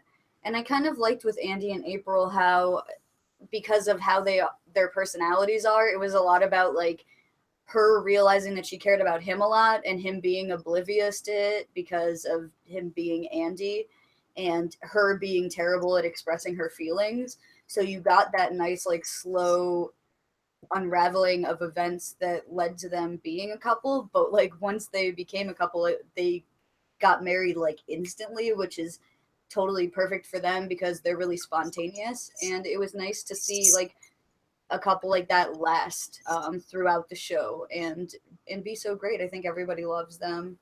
They're I think everybody can see a bit of each of those characters in themselves. Yeah, I like to think that me and Kimber are a cross between Ben and Leslie and Andy and April. I love the joke online that I've seen where it's like, this is the actual video of what it would be like if a cat and a dog were married. Yeah, for sure. They're a It's great them. couple. All right. Well, that was the last question. It was great seeing you again, Joe. Yeah, I had a great time. I love calling in. It's a lot of fun. For sure. We hope to see you again. Yeah. And we got 2 more shows this week, so if you're Of course. free, come on by. I don't know if the other shows fit my need. I don't know if I could contribute much. Well, we do this every 2 weeks. So hopefully if we have some more themes that you're into, we'll see you again. Oh, I could be into any theme on this show, but I don't know Twin Peaks I could contribute much. Yeah, no worries, no worries. All right, well, we'll talk to you soon, Joe. Thanks again for coming by. Thank you, guys.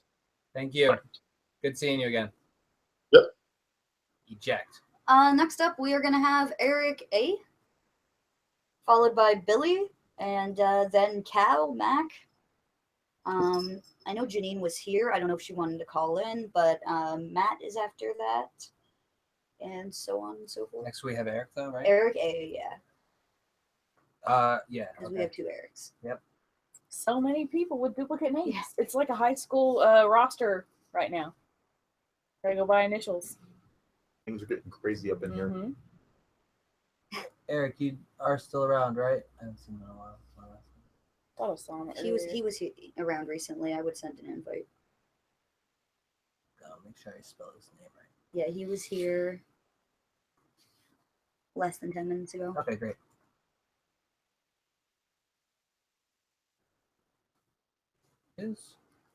Right. Yep, he's invite here. Sent. Great. You should have an invite on your way. I have you on the list, Raul. The list is just very long Yeah, at the we moment. have about an hour left, so if we can cram these out, that'd be great. But we understand it's exciting seeing these 4 beautiful faces. I'm not. Yeah, Janine, if you don't want to call in and you're still here, let me know in the chat. Mhm. If I hear from you, I will assume you don't want to call. Hey Eric, how's it going? It's going good. It's going good. Oh, hold on. There I'm you go. forgetting something real quick here. Let me do this for you guys. There we go. Nice, the adventurer's hat. Yeah. All right. Lay it on me, guys. All right, so let's jump right into it. TJ Dex asked us, who are the best rivals turned friends? Well, before I go into my actual answer, I'm going to ask you guys. Hey, you guys remember Toru from Jackie Chan Adventures? Yes. Not that. I'm gonna go with Peridot and Steven from Steven Universe, because when we first get introduced to Peridot, we don't really know what she is. She's just kind of throwing out these orbs, repairing the warp pads, and we don't know anything about like pretty much any other gem when we first get introduced to her, and then over time, she gets she helps abduct Steven and the rest of the gems. She gets trapped on Earth. She slowly loses her sanity, and then she finally breaks and tells everybody, by the way, the world's going to explode. We should probably stop that. And that is by far one of the best character arcs in that show, in an already amazing show. Awesome, yeah. I haven't watched that show yet, but a lot of people have been recommending it to me. When I was in Florida visiting recently, Candace was actually showing me a little bit of it, and it seems right up my alley, so I'm definitely going to try to check that out ASAP. It is great. Cool, yeah, that's just another glowing recommendation on top of many others from reliable sources, so it's about time to check it out. Who do you think is the best group of friends?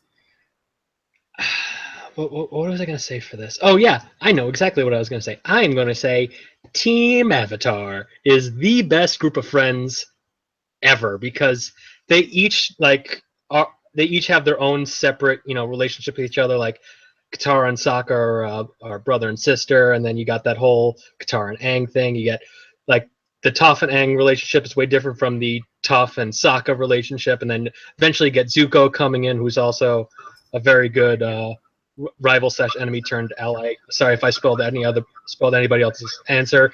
Just going to mention that.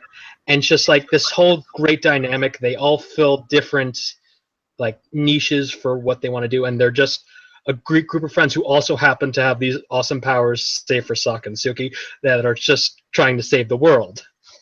I just want to make sure your answer did answer it for me, but I would be down on myself if I didn't ask this question, because I got to get this jab in at Jack somewhere. You do mean the animated Team Avatar? Oh, absolutely! God damn! No, the Last Airbender is terrible, and also I don't think they're ever referred to as Team Avatar in the Last Airbender. No, just the show.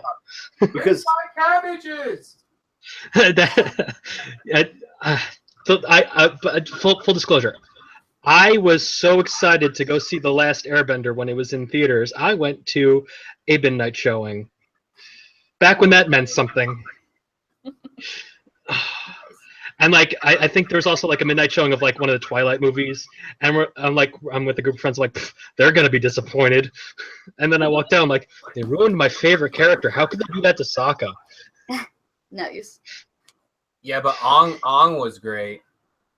Oh Yeah. no! Um, Oh, All please right. no. So the third question's coming to us from Delisha.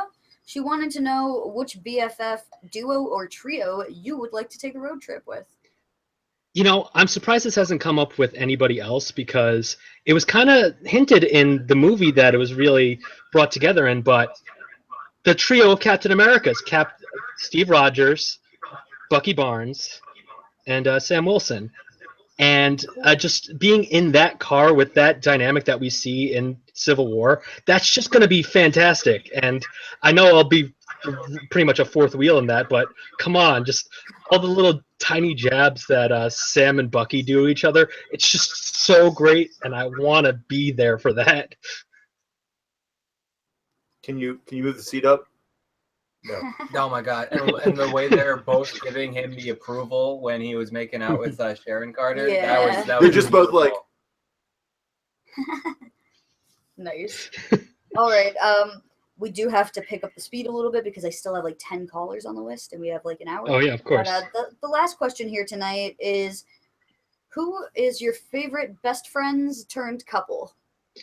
Well, I'd be remiss if I didn't represent Flash and Friends and go with the obvious answer of Iris and Barry. Because, come on, guys, they were pretty much raised as brother and sister, and you don't get much more BFF than that. It's creepy when you say it like that. It's like, really creepy. It's like some yeah, my choice are Cersei raised and like. Jaime Lannister. They said raised like brother and sister. They're not related. They were womb mates. Nice. Yeah. I mean, Barry can stop going back in time and doing stuff. That'd be great. I think he's done with that. We can only hope. Nice. Well, that's the last question for tonight. Thanks so much for coming on, man. It's always nice to see you. All right, thank you. And hopefully we'll see you again soon. Yeah, hopefully. This is a great set of questions, guys. All right, Thank you. man. Yeah, thank you. Bye. Bye. And these are a great set of questions.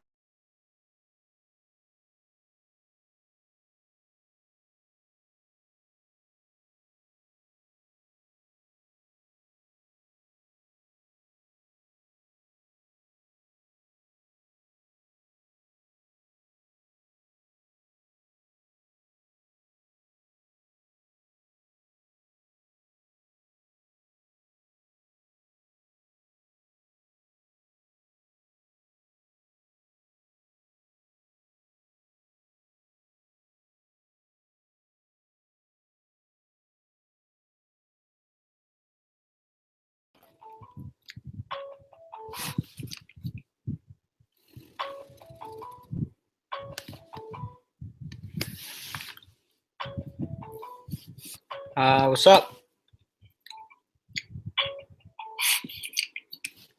What's up?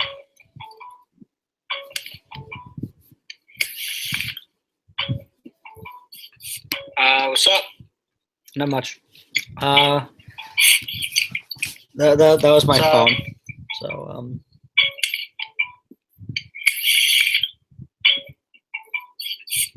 what's up? Not much. That was my phone. So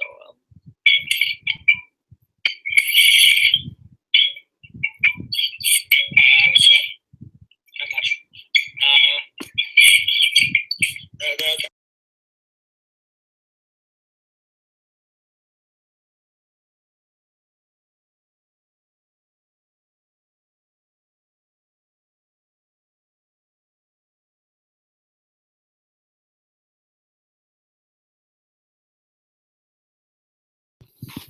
Sorry about that.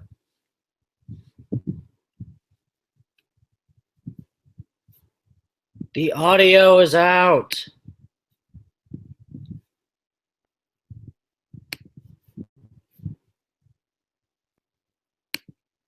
Yeah.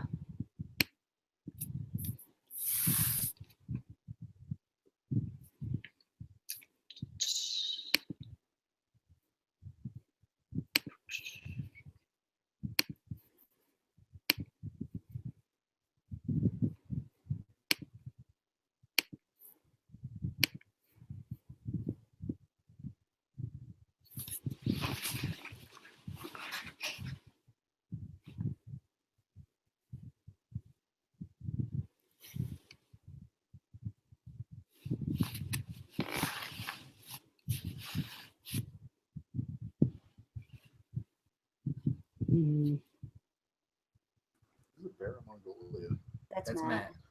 Oh. Now it looks like Billy's. Like Matt is. in Billy, you Where Did having Matt fun Go, over Matt? there? Can you hear us? Go away. No, yeah, I'm having a good time. Okay. And now I can hear you guys. So yeah, finally. How is this little crossover going? I think it's going great. Yeah. Just a little pressed on time. Yeah, I get that. So I'll try to answer as fast as I can. Sweet, thanks, buddy. I appreciate that. So TJ asked us, who are the best rivals turned friends? Okay, so the best rivals turn friends. I'm gonna really show my age here. Is Woody and Buzz from Toy Story, because when they start out, Woody really resents Buzz for I think your audio went out again because I see a little icon, but Woody really resents Buzz because he is Andy's new favorite toy, and Woody is a weird control freak. And yeah, through their adventures of getting back to Andy, they learn to be the best of friends, and they learn to rely on each other. And yeah, it's my childhood. I grew up on these two, and I cannot think of a more perfect rivalry turned friendship than Woody and Buzz. Yeah. Can you Can hear you us? hear us? Yeah. Okay. Yeah, I was gonna say there's a fine line between rivals and trying to kill the guy, but then I was like, oh wait, I picked Goku and Vegeta, so we didn't really talk. You did. Nice. Yeah, I Alright, mean- so, what was that? I said you're just saying it. Oh, jeez. Yeah, I'm I totally killing it with the puns. I'd high five you if you're here, Billy. So I'm gonna put my hand up. You can high five the screen. Nice. There we So, go. other than the Tough Fam, who do you think is the best group of friends? Well, actually stole my answer, which is the Community guys, but I am actually going to go with the Scooby Gang from Buffy. And, I mean, you got Buffy, Willow, Xander. You got to have Giles in there. And, yeah, it's a rotating... Those are the four main people. And, I mean, you can argue that more are added on later on, but yeah, that to me is the Scooby Gang. Is just those four. You got Buffy, who's gonna kick ass, Xander, who eventually kicks ass, Willow, who's got the magic, and also Dark Willow, and then Giles is like as cool as Alfred and Jarvis. He's up there for me, like with cool British guys that help out. And yeah, you could have adventures just slaying supernatural creatures, except you have less of a chance of dying than in Supernatural. No, you don't. You have a better chance of coming back, though. I have a better chance of coming back. Boom. So I think it's funny that you say this, because if you watched the championship fight, none of us could come up with an answer for that question. Well, no, what happened was there was a question is who is the best member of the Scooby Gang, and it was Brian versus you, right? Yeah, At I that think point? so. And neither one of them watches the series. They were excited because the question was prompted by a Christy Swanson Yeah, we question. thought we were getting a movie question. So it got nixed out. But And it's funny Candace that you is brought gonna up. Yeah, I was unfriend gonna say, me. You shouldn't have brought that up. No, I think she's more mad at me because I don't know, because I know Candace love Buffy. Earlier, Candace was saying she was going to challenge herself to not use any Buffy answers. So I think maybe you're doing her a She's favor. dying inside. Oh Look my at the God. chat. So you're welcome, I guess. I'm just gonna honorable mention for that one that I completely forgot about until he brought up the Scooby Gang because it made me think of this. The Phantom Thieves from Persona 5. Haven't played that game? Play it. It's fantastic. Nice. All right, before Candace disowns me as a friend after over a decade of friendship, let's move on to the next question. Of course. Delisha asked, what's the best BFF duo or trio to take a road trip with? Okay, this is a very tough question because there are many people. But first I'm going to have my honorable mention because I'm actually not going with a Smallville answer or a Lost answer because this is the one where I could go Smallville or Lost. Smallville, I could get Clark, Chloe, and Pete. And with Lost, I could probably just do Hurley and Charlie. And my answer is actually going to be Fezzik and Inigo Montoya from The Princess Bride. I think. Nice. Well, the main reason I came up with it is because they're very good at puns, especially like when they're on the ship and they're just doing great back and forth with each other. And yeah, I think they would be really fun because Fezzik he's Andre the Giant, and Inigo is the greatest swordsman that ever lived, and so you'll be fine. And they're just both really cool, down-to-earth guys that are also just very polite to everybody. And yeah, they're just really cool guys. Yeah, but if I have to hear that guy talk about the guy who killed his father one more time, It's post movie. He already killed his father. The guy who killed his father. Well, you got Fezzik, who can probably just knock him out. Maybe, I don't know. Though, if we're going with any relation to the actors, Mandy Patinkin is notoriously hard to work with. Nice. and Andre the Giant is always gonna have peanuts. Yes, he is. I didn't include Wallace Shawn just because he would just totally bum me out and he would drag everything down. Right here. And I would be with Inigo. I would just say, I don't think that word means what you think it means. All right, man, that's a great answer. I love that movie. One more question for you tonight. Who are your favorite best friends that turned into a couple? I'm not entirely sure if this is a debatable one, but I'm gonna go for it, and that is Lily and Marshall. I mean, they've always been like the best of friends, and like from the moment those two met, like from their backstory to when we in the series, those two have been inseparable. There was one little bit in between. Little bit? Was it a little bit really?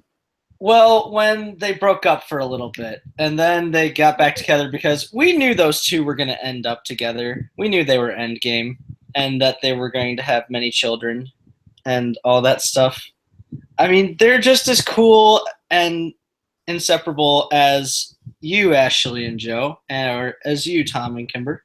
You guys, there's just some things you can't explain, and a lot of it's also just good chemistry with the actors, and the actors in the How I Met Your Mother. Say what you will about the finale, because yeah, I hate it too, but those actors had great chemistry, and the problem with Barney and Robin is they had too good of chemistry. So when they ended up not being together, Listen here, you. Hey, Barney and Robin are great. No, that's the problem. They're too good. They're too great and wonderful. Why should they be? These two are too good. Look at this. I know, but not great and wonderful. But not they. Come on. Thankfully, yeah, you're right. That does not happen to Ashley and Joe, and of course, you guys will remain together forever because I just know that. And well, I mean, yeah, there was some things brought to light in Philadelphia. I'm not trying to ruin anybody's lives intentionally. But no, yeah, Lily and Marshall, for sure. I can think of probably one more, but I'll leave that to somebody else. All right, man. Well, it was awesome talking to you as usual. Did you have anything to plug? Not really. I will put this out there. I will guest on any podcast, do pretty much any show, and I am totally down for it as long as it's like appropriate, And yeah, I'm just follow me on Twitter at @bbusterbill. I'm always open to talking with new people, and yeah, this crossover it's pretty epic. Not gonna lie, it's pretty epic. I really wish I was with you guys in Philly. I'm really sorry I couldn't, but I am definitely going to make it next year if it's the last thing I do. Sounds good, man. All right. We'll see you on the show in 2 weeks, I'm sure, and probably before that Yeah, in in our life, social you know. hours. Yeah. You'll see me in the Twitter sphere. All right, buddy. Later. Have a good night. So Cal is coming in next, followed by Mac and Matt, and then our good buddy, the nicest man alive, Eric Monroe. Not much. And TJ, if you're still in the chat, let me know if you're interested in calling in tonight. I know Raul wants to call in, and that Candace will as well. Randall, are you calling in tonight? Let me know. Yeah, what she said. Hope everyone's having a good time. For anyone who's joining us who's new, check out our website, www.oddshapechannel.com. There you can find all of our content as well as all of our guest content creators, like our buddy Cal here. He has stuff on there because of his AfterMat show, and other people. BFF's listed up there. Everybody's got shows, and they're all on oddshapechannel.com or on the YouTube. Subscribe, comment, and smash that like button. Hi, Cal. You look tired. Actually, what's up? What's going on? Yeah, I'm up later than usual, but thank you to Vicky again. I gotta give her props again for helping me out, so I can stay up late and watch this and participate. Thank Yay, you. we love you, Vicky. I like Cal thinks that you're cute, Joe, with your affection. I saw it. I told him thank you, and thank you. I'll just tell you on camera now. Thank you, Cal. Oh, no appreciate problem. Anytime. All right, buddies. So, you know the questions. You heard them. Who do you think are the best rivals that turned out to be friends? All right, so I had a few answers, and they were like, I know we can repeat answers, but I like coming up with my own answer. So I kind of asked a similar question to this, and I had Goku and Vegeta, but I know Tom used that. And I know for my next answer, I know Candace doesn't want to use Buffy thing, so I'm going to use this now so she can't use it. It's a Spike in Buffy. But so I'm going to go with my official answer. To go with my AfterMat show, I'm going to go with The Rock and Stone Cold Steve Austin. Nice. They started out as bitter rivals, and they elevated each other's career, and then they become best of friends. At one point they're even a tag team, but to this day they've been great rivals and even better friends now. So, and their careers skyrocketed. Yeah, the Rocks did. Yeah, I mean, Stone Cold too, but Maria Rock's huge now. Honorable mention: we could do the Rock's character from Fast and Furious and Dom from Fast and Furious. Well, but except in real life, except in real life, they didn't get along until now. They did again. How about Moana and Maui? That too. See how you can connect Rock to everything. You're welcome. See how I can connect the Moana movie to everything. 6 degrees of Moana. Yes. Well, I think that's a cool answer, man. Out of the box, and I'm sure you have at least a couple friends who are gonna appreciate that in the chat. Who do you think is the best group of friends? So, as an ongoing running joke that we have on Odd Shape panels, that Billy always steals my answers. So my answer was the Scoobies. So I'm gonna change it up. I'm gonna go with the New Girl Gang. I love all of them. They're each a character of their own, and it's just fun watching them, and they interact so well together, so I love them. Candace knows that I hate one of them. I'm sure she'll come on here and talk schmack when she's on camera. I like all of them. Most people do. I'll let Candace just heckle me when she comes back on. All right. Delisha asked, who's the best BFF duo or trio to take a road trip with? It's not really best friends, more their family, but I would probably take it with Indiana Jones and his father, Dr. Jones. I guess they're both doctors. I don't know. I'm not even sure. But Henry Jones Sr. and Henry Jones Jr., Indiana Jones. I think that would be fun. I'd probably die as well to keep with that theme. But, I think we'd find some cool treasure, maybe, and deal with snakes, I guess. But get some treasure and get rich out of it if I survive. It is always snakes. Why'd it have to be snakes? And I'll get the Harrison Ford point, and maybe a slow motion punch. I remember someone asked that, like, who's an actor you can't stand, and they said Harrison Ford because they're a slow punch. But an old OSP episode, like last week or whatever. With a sword, probably. Oh my gosh, That's the best. Nice.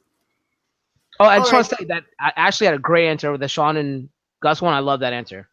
Yeah, everyone Thank liked you. your choice tonight. Yeah, sometimes I knock it out of the park. Most times, no. And that would have been a No, good road trip. no. Unlike I'm gonna keep getting on you for a national treasure. That's not a road trip.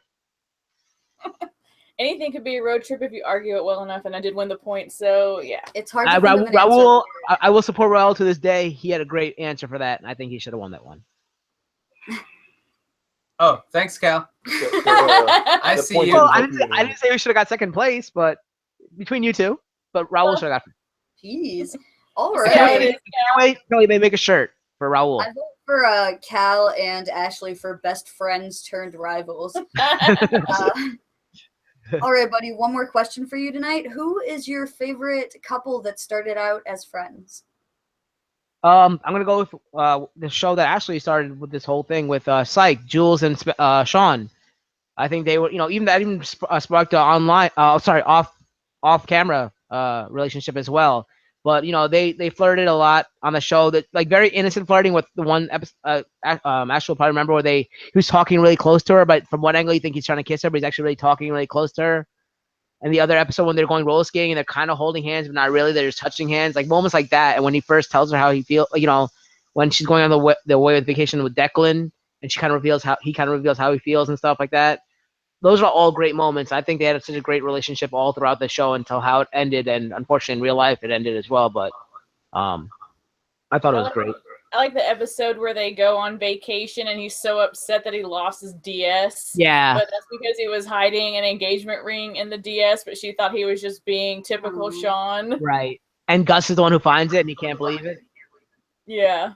And the episode of the wedding where they kind of break up, and you see Sean's face, you see Gus had to hang up the phone because he's trying to call his girlfriend all weekend, but he finally hangs up because he sees his best friend's distress because of how important that relationship was between Sean and Jules. Mm-hmm. Nice, man. Well, that's all the questions. Thank you much, sir. Yeah, thank you. All right. Well, it's I have to say this to everybody because everyone who we saw this weekend is calling in. But it was great seeing you this weekend. It was. As always. We'll try to figure out something with Night's Watch, which is coming sooner than you less think. than a month away. And, Everyone should check out tonight's episode of AfterMat too, because we plugged like everyone's show. It took like 20 minutes to plug everyone's show.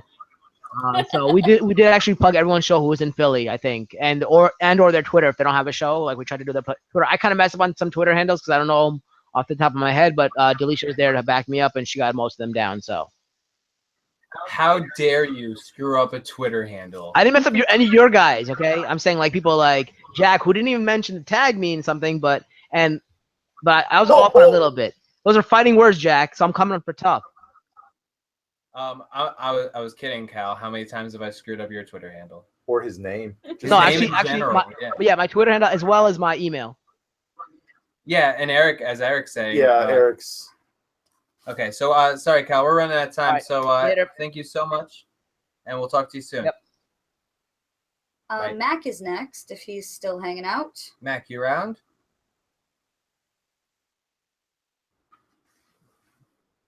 I'm looking for him. He did answer a second ago.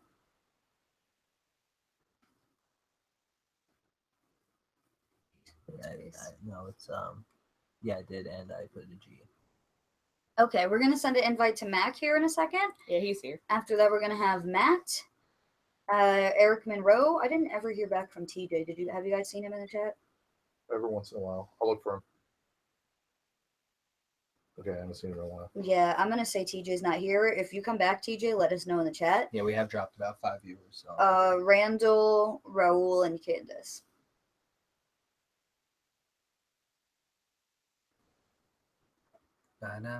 And everyone, like I said, I know it sucks to rush you guys because you have been patiently waiting, but we are trying to squeeze everyone in, and we only have like a little bit more than a half an hour before they come for us. Yes. They only come at night. Hey, Mac. Hey, what's up? Hey, what's up? How's it going, Mac? Doing good. Just chilling. Me and me. That's all I can do. Nice. All right, I'm gonna jump in here. Who do you think are the best rivals turned friends? All right, now I heard a while back that you said we could pick game characters, right? Video game? Yeah, go ahead. I'm gonna go with Mega Man and Bass. because Mega Man is this superpowered robot, and Base was created just structurally to defeat Mega Man. That was his only purpose. But they work together in Mega Man and Base to take down King. So I know it's a scared choice, but it's just I'm going with my heart. I love it. It's just a great rivalry. I don't know if you can see it, but I'm holding my fist out for you to bump it, man. Because anytime someone brings up a Mega Man, I'm just. Oh, you bumped it. There it is. I love Mega Man. That's my jam. I love Mega Man. When I was a kid, when all the other kids wanted to be like firemen and policemen, I wanted to be Mega Man when I grew up. My heart was broken when I found out he was a robot and I couldn't be Mega Man. I actually made a blue suit when I was a kid. So. All right, so we're going to jump to the next question, which is, who do you think is the best group of friends? Joe, you're gonna love me again because I'm surprised you didn't choose this. I am going with, as I am. I'm a gamer, so I gotta pick this. I'm going with the gang from Final Fantasy VII. That's Cloud. That's Cloud. Barrett, Tifa, all of them. They are good. They are great. They're great. They're always great together. They're always with each other, and they all come together to spit them off. And also, you see their whole structure when spoiler, when Eric died, you see them all come together just around her, and they all go and just take it to spin off. So yeah, that always make me cry when I see Eric die. But yeah, I gotta go with Final Fantasy VII. Yeah. I think I found a new best friend tonight. So. Yeah, Tom just got massacred on that one. Oh. Have fun with the show, guys. It's all yours. Sweet. I'm sorry. I love you, Tom. Though I love you, man. Related question, Mac. Just slightly related. Quick one. One answer. We can discuss it later on Twitter. Are you a Tifa man or an Eris man? Tifa. I'm more of a. I like Tifa. I'm sorry. She just got the strength. She got the fight. She can fight. He gets it. I don't know, man. I'm more of a myself. See, but Cloud and Tifa are childhood friends and then become sweethearts later. So like that's special to me, yo. Yeah. Oh, I love Jason's it. here. Oh, I'm not even worried about friendship anymore. Hold on. All right. I feel a little scared between these two. Oh, now you know how I felt when I was fighting between you two. No. So next question is from the lovely Delisha, and she asks, what is the best BFF duo or trio to take a road trip with? Now, I love How I Met Your Mother. I'm surprised nobody picked this. I'm going with college. I'm going with college, Ted Mosby and Marshall. I just want to go in that car, just hang behind him and drink some Tandem. I really want to drink some Tandem. So I just see myself back there just hanging out with them, and I just want to do that. I was gonna say you might not make it out of the car if there's too much sandwiches. Is all I'm saying. That's college. I know. College. I love sandwiches. All right. Well, then that's fair enough. You can't go wrong with sandwiches. It's like the perfect food. Yeah, I know. All right. So the next and last question is who are the best friends who became more than friends? Wink, wink, nod, nod. All right. A lot of people picked. Some good ones like the big one, which is Boys Meets World and Topanga and Corey. But I'm gonna go with one that nobody knows about. I'm going with Danny Phantom and Sam Morris. I forgot her name, and Sam from Danny Phantom because nobody knows about. Are you kidding me? I don't. From what? Danny Phantom something. You don't. Nobody knows about it. Oh, we know about it. I don't. You do. You I do. Well, You're the only he's one. got to catch them all because he's Danny Phantom. But that's all I'm saying. But when you see them at the beginning, you can tell they're going to grow into a girlfriend and boyfriend relationship at the beginning of the show, and they grow. For me, it's all about the building, and they're building towards that relationship. You see it, but you know these two are going to get together. But that's my pick. Yeah, it's also too. I almost had that inclination too because she's slightly modeled after the mom too, and you know that that old stigma that you gravitate towards people that, you know what I mean? But especially in like animation and stuff, it's much more like relevant. Joe, you look like you want to say something, buddy. I just thought of something because Matt has the Robotech podcast, which I'm pretty sure he wants to plug the TechCast. But I would be begrudged to not mention that rivals turned friends, Amuro Ray and Char Aznavour from the Gundam series. I know Randall knows what I'm talking about, so I just want to. Also, if you want to go with the Gundam Wing series, you got to go with also Zex Marquise and Rick Khan and Hiro Yui. They turn rival turns friends in Endless Waltz because at the end they're enemies. They always have that dynamic. It's like I said, I know my anime and I love Gundam Wing, but it always goes back to that. And yeah, I found it. All right, so why don't you plug Game Fixers first real quick? And real quick, I just want to give a shout out to Eric Ostenmucker, who is typing out the intro to the Danny Phantom theme song, and I appreciate it. Also on the Game Fixers channel, I'm all of you don't know, I'm on the Game Fixers channel. I review video games, I review movies, I play video games.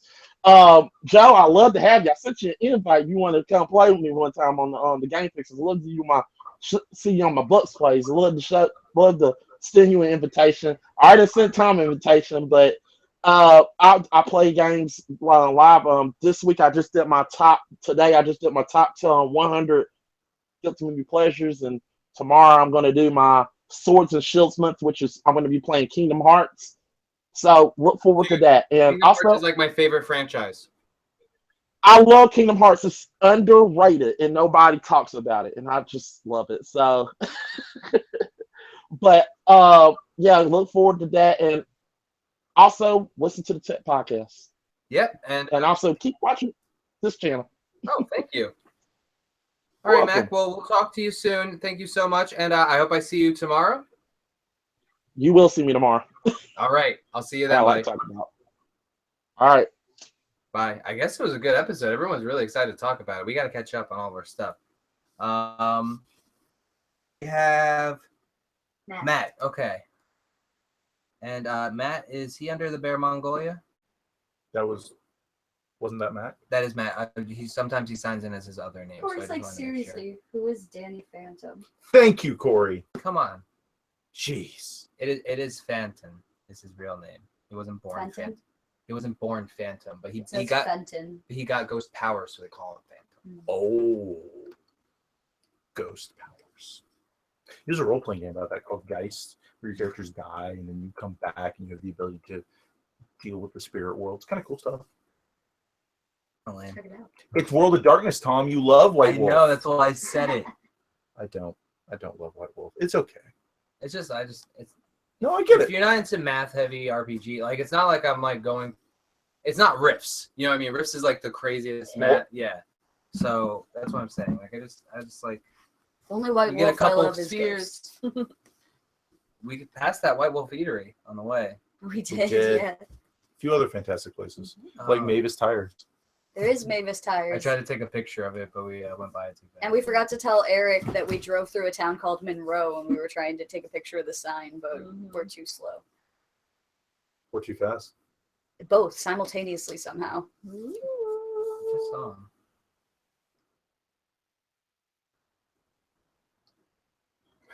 There should be an Matt. invite. No.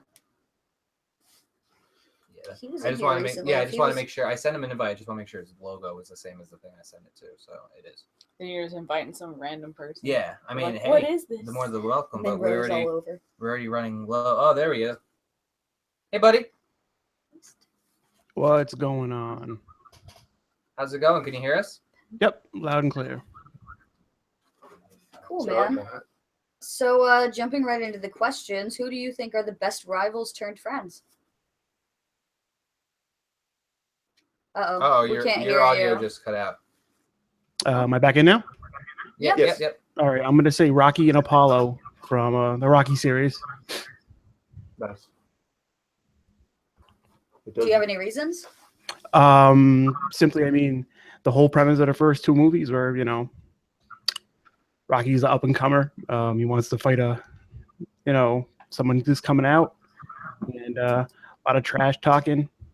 And the first one they go at it. Second one they go at it too, and after that they just become great friends. Apollo trains him in the third one. Cool, man. Yeah, good choice. Who do you think is the best group of friends? I'm gonna go with a duo, Dante and Randall from the Clerk series. Nice. Yeah. I get it. I mean, they're probably one of the best groups of friends ever. I mean, the love, the hate. I was really excited for a Clerks 3, which they're not gonna do. Oh, bummer. So, what BFF duo or trio would you like to take a road trip with? I'm gonna go with a family right now, and I'm gonna go with the Firefly family from House of a Thousand Corpses and Devil Rejects. I'm gonna keep with the whole, you're not gonna make it out alive motif. Yeah, that's definitely you're not making it alive. That's where he's going. Yeah. But it's gonna be one hell of a ride. Yeah, it's gonna be a great one. It's gonna be in a nice car too. But their road trip didn't end very well at all. I guess like if you hear Freebird starting to kick in, it's time to go. Definitely. But I think it would be a very interesting road trip though. Very interesting characters. Why? Yeah, for sure. I did hear he was working on possibly another movie about the Firefly family, so we'll see. I hope so. Not all. I mean, he's like a mixed bag. Not a lot of people like him, but I think that those two movies were really good. Yeah, for sure. So one more question: who is your favorite couple that started out as friends? I'm gonna go with Wolverine and Storm. Nice. That's one of Tom's favorite ships, actually. Yes. I like the whole interracial thing. It's like what goes on in my life. But besides that, it spanned the show. It spanned the books. In the different stories you have in the different universes, the relationship culminates to actually them getting married and having children. It was just always such a great thing that was hinted on. The chemistry, it was there. It was really good. Yeah, and I know I saw you complaining about like there's not a lot of representation for couples that are a black woman with a light-skinned man, and that's something that I've heard Candace complain about as well, and that's a great example in pop culture of a couple like that, because usually you'll see like a lot of interracial couples, but the dude is black and the lady's white. So it's nice to see like such a prominent couple of characters that people really know and love to be an example of an interracial couple with a black woman. Definitely. I mean, not to jump off the thing too much, but like I was just like recently saying how hard it is to find resources for that type of relationship, for actually the man to find another man who's in the same boat. I searched on Google, couldn't find anything. Yeah, for sure. All right, man. Well, it's always nice to see you, of course. You're one of our hometown buddies. And right down the road. Yeah, right? And so, thanks, man. You didn't have anything to plug or anything? Shameless plug, Society for Creative Anachronism, the SEA, SEA.org. Check it out. Maybe you'll get into it, maybe you won't. I don't know. I have a couple friends that are in SCA. They really enjoy it. Yeah, it's a rush. It's addictive. Yeah. I affectionately call it MMA and armor with swords. So if you don't know what it actually can be attributed to a BDSM relationship, because during a fight there's always a safe word. So hey, that's an option. We should check this. Oh, all right. Well, it was great having you, and we'll talk to you soon, buddy. No problem. I'll miss you guys tomorrow night, but be good. We'll see you soon. Have fun. All right, later. I will. We got. Okay. Eric Monroe coming in next, followed by Randall if he still wants to call in, Raul, and Candace. Yeah, it looks like we got some love for Storm and Wolverine in the chat, coming from Candace and Janine and Cal. So you're not alone in that. Good pull. I also think should be, perfect with Beast. Who would? Storm. Storm would be good with Beast. Yeah, that was always my thing when I was a kid. I'm like, I think they'd be both so smart. You're messing with their ship, man. But they both spoke so like eloquently. Yeah, that No, I it get it. seemed like. I mean, I was a kid, so it was a rather simplistic way of looking at it, but. Yeah, well, she's a super classy lady for sure. We all know I'm a Wolverine and Jean Grey shipper, so we're breaking up ships all over. Of course. Shipwreck. Shipwreck. Great show idea. Yeah. Yeah. Hey, Eric. Nice. Hey. Long time no see. I just want to shout out Eric one more time because he was sitting in front of me when I was doing the championship fight, and like he was looking me in the eyes and just like breathing so much life into me during that fight, and I don't think I could have won it without him. So shout out. Told you I saw it in the flames, and look where the belt is. But I do want to do this real quick. You already know. You went home with the belt, but I went home with a king. The Stannis. Oh, jeez. Yeah, Who's got props now? Doesn't look like it fits him. Oh. I got to get a smaller crowd, but you get the idea. Nice. All right, buddy. So who? Let's see if he can work Stannis into this one. Who are the best rivals turned friends? Now, this might be a shocker, but I'm actually going to say Jaime and Brienne from Game of Thrones. I'm going to speak nicely about Brienne tonight, even though she killed my boy. I love their stuff in the books. I love their stuff on the show. The bathtub scene is one of my favorite scenes on the show, period, when he tells her the story of the day he killed the Mad King.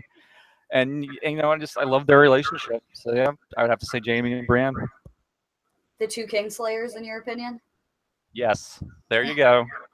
Nice. All right. So who's the best group of best friends?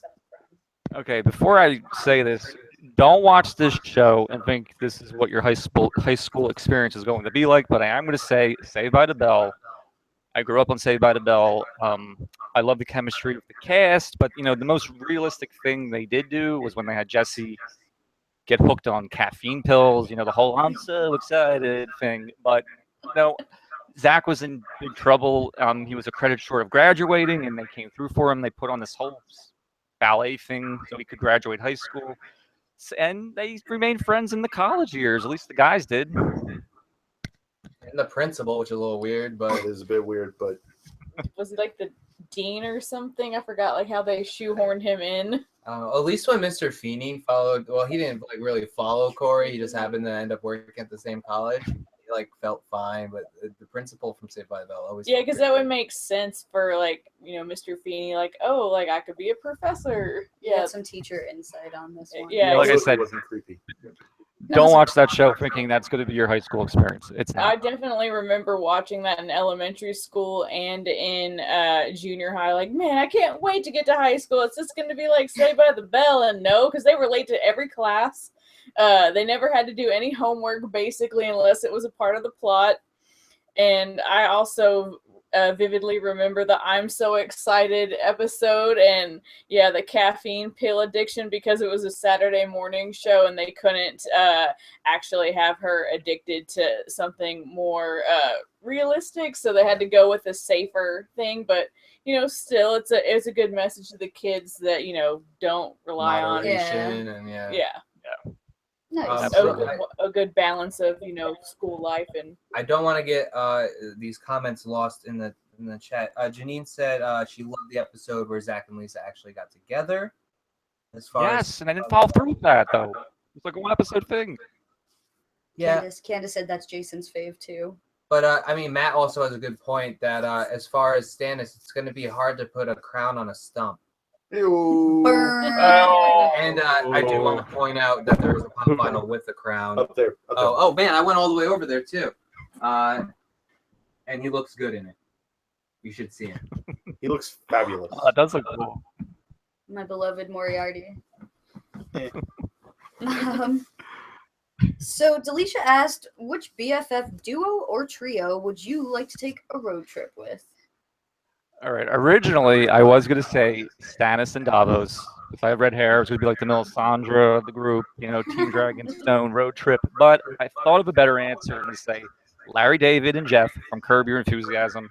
I think I would have an absolute ball. We would get into trouble, but it would be worth it because I would be laughing my ass off the whole time. Larry has Scrooge McDuck type of money, so we would be able to get out of almost any situation we bring ourselves in. And often in life, when bad situations happen, the theme song, I know it plays in my head. So yep, so I would say Larry and Jeff. Yeah, I do have to say about your Melisandre comment that the camera doesn't really do how ginger your hair is justice. We met you in person, extra red. Yeah, you saw it. So, It's the lighting in here, yeah. Yeah, you'd be the red man instead of the red woman. It's like he shampoos in the blood of his enemies. And he literally saw my victory in the flames. mine so is he was right, almost though. there. Right, And we just need one more ginger for the ginger fight. Morgan, Eric, and Right? All right, one more question for you tonight, buddy. Who is your favorite couple that started out as friends?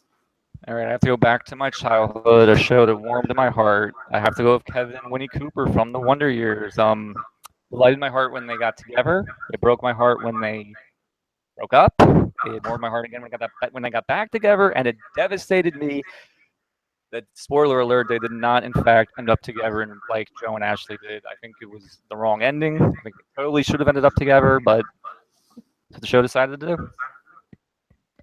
Yeah, I saw Candace giving some love to Wonder Years in the chat earlier, to comparing them to Topanga and Corey. It's like the proto version of them. Yeah. Nice. But they didn't end up together, though. They should have, though. That's all the questions for tonight. Did you want to plug something right now, buddy? Yeah, I do also do I couldn't make it tonight, but I also do the AfterMat show with Del and Cal. Hopefully, I'll be back in 2 weeks. That'll be the next show. I do a Game of Thrones recap show. You can find that on my YouTube. It's on my Twitter at mmkoch200, and I, of course, will appear on Cal your show with Cal and Tom, obviously. Yeah, of course. We'd love to have you. Oh, and just real quick, Kimber, that you mentioned Fable. I love that you mentioned Fable. That's my jam. Yes, that's the best. But And do let me know when you watch The Leftovers. I have to know what you think of the series finale. I got to know your opinion. you know I always have opinions. I Yeah, will me. definitely let you know. And it was great meeting you guys. It was I'll never forget it. That's a day I'll never forget. Yes, man, it was a pleasure meeting you. You are seriously the nicest dude. Like, I can't sing this guy's praises enough. He's so like sweet and genuine and wonderful, and I'm And really tall. glad. Yeah, I'm really glad we got to spend some time with you, man. So many people were surprisingly Not us. Raul is so tall. Who would have known? Yeah. I gotta say, Joe, you give the best hugs. Thank you. Aw. You give the best hugs, buddy. You had So once again, Kimber, congrats. I realignment love you all. surgery. All right, we will see you soon, buddy. See you soon. Bye. Take it easy. There is no goodbye. There's only Zool. Oh, I was gonna say that Eric, they have to tell the story I was telling them about my dad taking a pee next to Vince McMahon on their Oh, show yeah. sometime. They might have already done it. We don't know. We haven't watched it. Randall is next if he wants to call in. It'd He be said he's having Randall. some cam problems at the moment, but he's Oh. trying to fix it. Okay, so maybe let's have Raul in Yeah, if Raul is around. I'll call Raul and then we'll call Randall. Yeah, I know it's late for Candace too. I'm hoping we can get everybody Yeah, in. Randall had Even said if we run something a earlier. few minutes over, we'll try to Well, get and everyone. she's got to sleep probably at some Oh, point. I know Randall had said something earlier about he didn't mind being last, if that helps things. Okay. Randall's a good end note.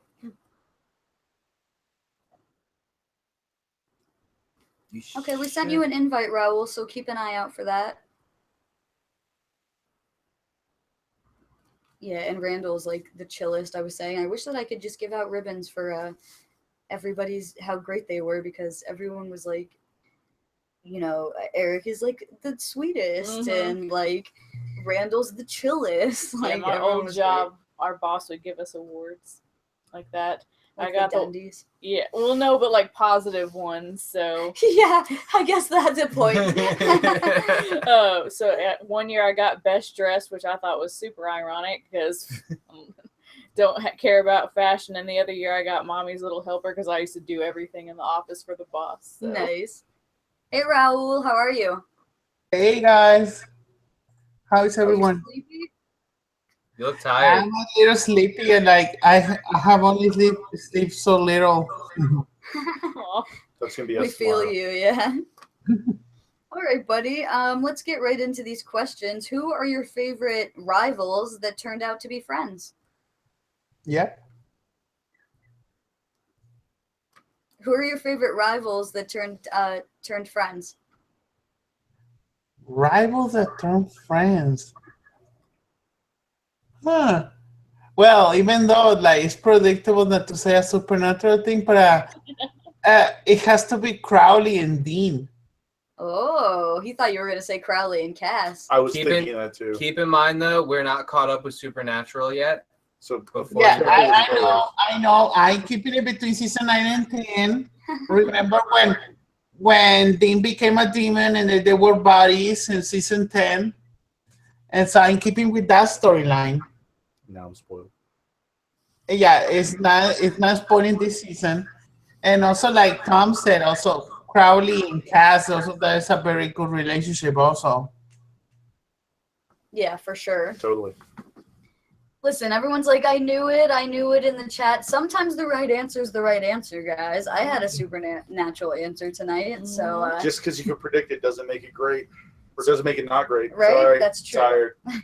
Well, in talking about movies, between rivals to best friends, Sidney Prescott from Scream against Monica from, I forgot her character name in Scream. Oh my God, Nolan's gonna kill me. Which one? I don't remember the character's name, but I get what you're talking, because she's the reporter and Courtney Cox. Courtney Cox is. well, yeah, but You're trying to remember the character. Yeah, I forgot her name. Oh my God, they always repeat her name. Okay, between those two, because they started as rivals, and at the end they're best friends. Gail, thank you, Eric. Gail Weathers. Yes. They got it. Survival is a strong motivator. Yes, I have seen those movies so many times. Like, how can I forget? Nice. All right, who do you think is the best group of friends? Well, I know there's a lot of haters, but I have to say Friends. Because that's the show that I was raised on since I was little. Like, that was the first group of friends that I saw on TV. I didn't see first Saved by the Bell or like the Wonder Years. The first thing that I saw was Friends. And so for me, always was watching Joey, Chandler, Monica, and Ross and Rachel and Phoebe. For me, the different dynamics between all of them and living in New York and oh no, not Pretty Little Liars. They're so crappy right now. They don't count as friends. I mean, if we want to talk about not as friends, the cast of Friends, they manipulate each other all the time, especially. Yeah, I mean, we can't go too deep. Yeah, I know, but I mean, it's also why I have a problem with Friends. But if you like it, that's great. Yeah, but also like I was thinking with Joe, I was thinking like other group of friends that I really like also is Seinfeld, because they're so sarcastic. They understand each other. They're so different. Like Seinfeld is very sarcastic, but he's a comedian. George, he's an asshole. Kramer wants to always get easy money, and Elaine, she's a slut. And so they're so different group of friends, but they always get to so many shenanigans and every time. I would agree with you if I liked Friends or if I liked Seinfeld. Why are you trying to shame a fellow Bennis? Is my question.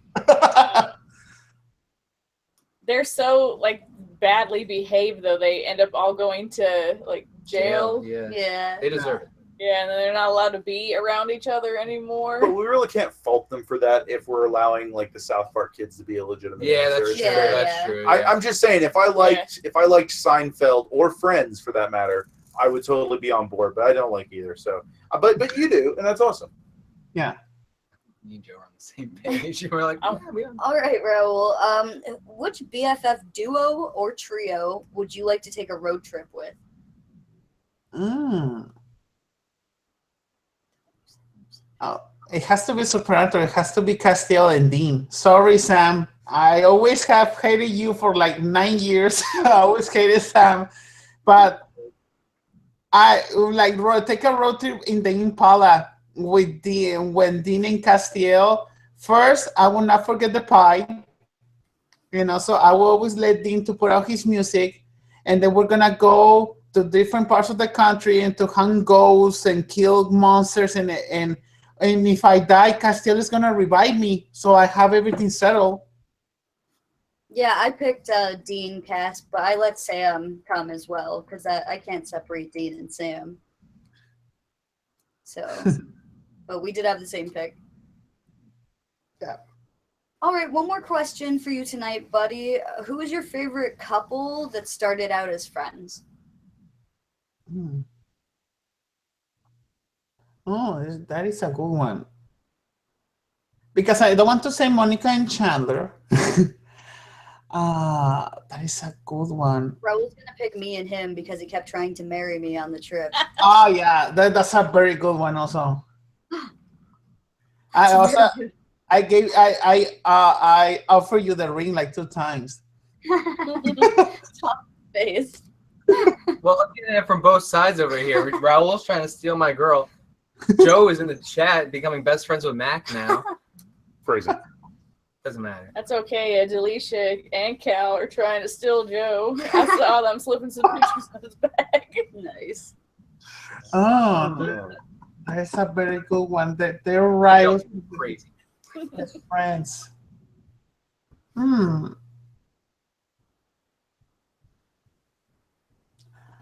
That is a very good one. I'm trying to think not a TV show. I'm trying to think about a movie. Well, I almost think a movie it's harder with because you don't have as much time to develop the Yeah. character relationships. You could always go with like Best Friend's Wedding or whatever it was from. You could always go with Dean and Castiel. Well, just because Janine said it, I'm gonna say Pretty Little Liars because Mona. Sorry, it's a spoiler, like 6 years spoiler, that she was the first A. And so she was the first one that's trying to destroy the girls. But after like so many seasons, she's now an ally and trying to destroy the new A. And now they became best friends and they're not rivals anymore. Ooh. Do they love each other? Oh, it was about love. Yeah, BFFs that became a couple. I thought that about that question differently. No, it's okay. No, it's okay. I see Corey in the chat is like nobody said Ron and Hermione. Yeah, how could we overlook that? But they're not rivals. Like Rowling even said, like she'd rather put Harry and Hermione together. Mm-hmm. That's way too obvious. Yeah, even for me, I was a book reader. I always wanted Harry and Hermione also.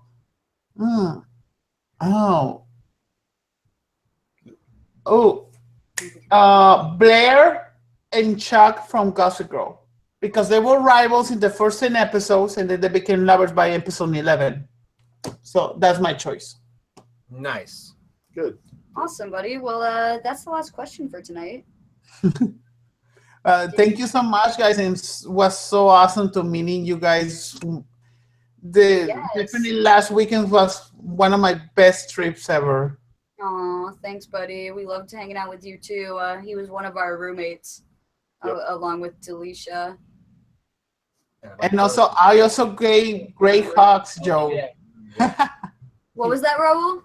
I also gave great hugs to everyone. He does. I can vouch. Raul loves singing so much he even sings in his sleep. It's true. Yes, and also we sing a little Lady Gaga also in the convention. Yes, I was singing some Lady Gaga with Raul at the convention, and many wonderful memories were made. But and we have pictures to prove it. You can check those out all on our Twitters and stuff. The one with But, the Impala. Yeah, there it is. All three of Help Tom. Little kids were like talking to you and stuff. Like there was a kid that yelled at you from a car. You're bleeding. All right, Raul. We'll let you get some sleep tonight. Thanks for sticking around and coming on the show as always. Yeah, don't worry, guys. Thank you. Bye-bye. Bye. Bye. Carry Oh, on, that's our clever. wayward son. So I'm still waiting to see if Randall and Candace are still here. I did write in the chat a while back, and I haven't heard from either one of them. So speak up if you're around. Those are. That's it. It's 12 o'clock. So if okay, so Candace is here. Yes, let's let Candace in. That means Jason's there too. Ooh, yay. We're gonna have a nice little sixum here. Sixum? I don't know. At this point, I think it's just a party. Yeah, a shindig, if you will. A soiree. Or I don't think we're that fancy. This was a I'm great very- episode. Randall just Yeah, writes, as well. I'm. Oh no, We'll he's get, been kidnapped. We'll get Candace in real quick. You look straight to me when someone gets kidnapped. Mm-hmm. Kidnap Tom once. Jeez. You sent an invite? I did. Yeah, look out for that, Candace. There she is. Oh. Hi. Hey, beautiful. How are you? We're good. Yay! Jason! What's up, guys? Not much. How are you guys tonight? Good. Good, man. We're a little exhausted, but we are having a great time. Had like a 4-hour car trip today as well. Yeah. Went to Albany, came back. Yeah, I was there. All right. So I can't wait to hear you guys' answers for these ones because Candace is in fact my BFF for many years. So let's see what we got here. TJ Dex asked us, who are the best rivals turned friends? You go first. I always go first. All right. So, best rivals turned friends for me. I don't know if you guys have ever seen the 1987 animated G.I. Joe, the movie. So, Cobra Commander gets imprisoned, right? Roadblock breaks him out of prison. Now, I know this is really obscure and kind of a strange pull, but arguably Cobra Commander has no friends.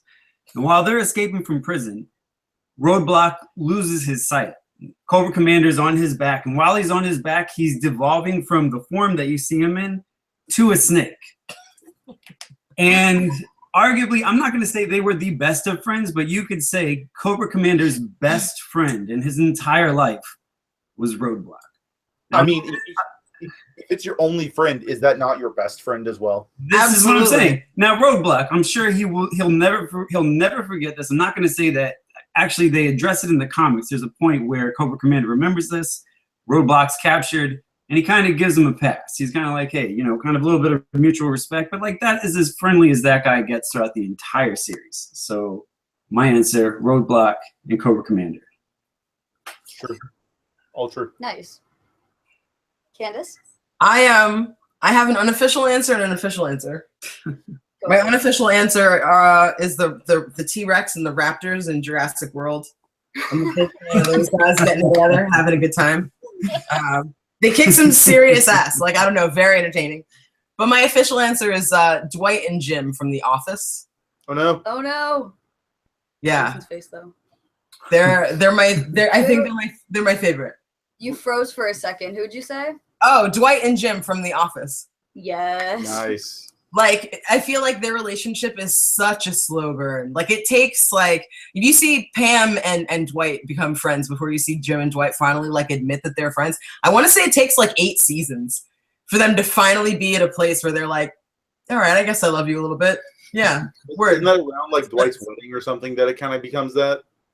I think that's when it becomes its most overt. But, like, the big episode to me is the episode where, like Jim and Pam start having their issues. I think this is in the 9th season when like it really gets out there.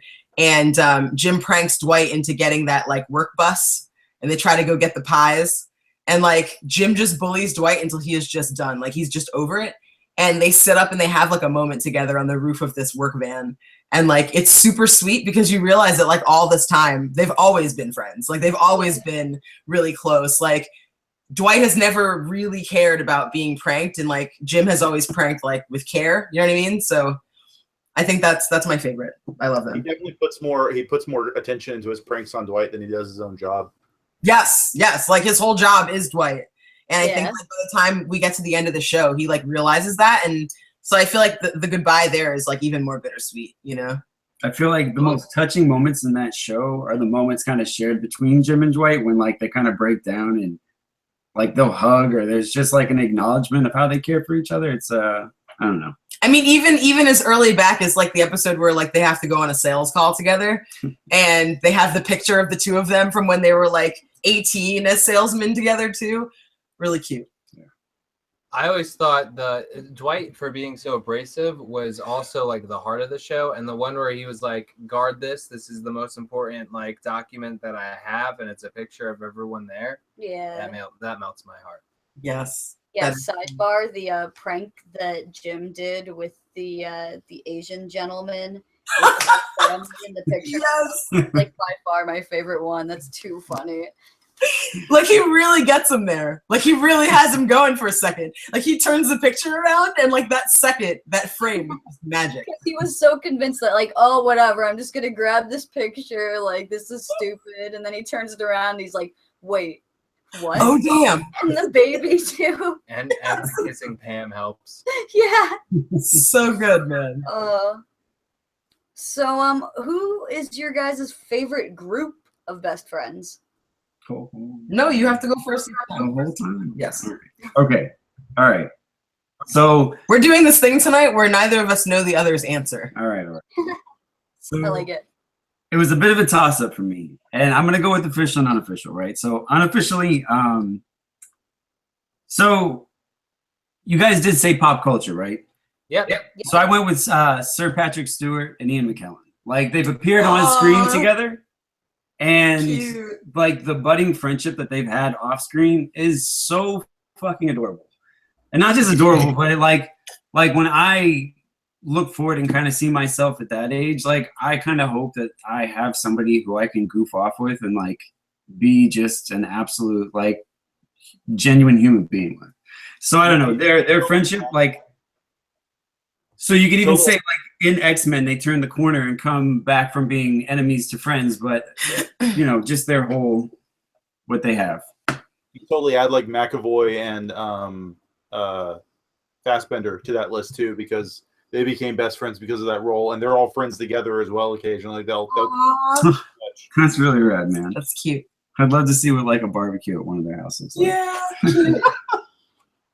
All right, and so here's the thing. I'm kind of torn for my real answer. No, I'm not. I'm not torn. I'm gonna choose. I have two, but I'm choosing one. So I really love, as a group of friends, the Master and None crew. Dev, Arnold, Denise, Brian.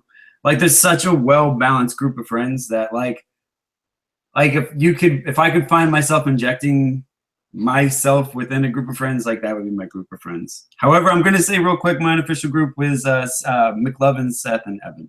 They're just a really nice. That is like, a very long list of groups. Sorry. That's it. Done. Quite some time.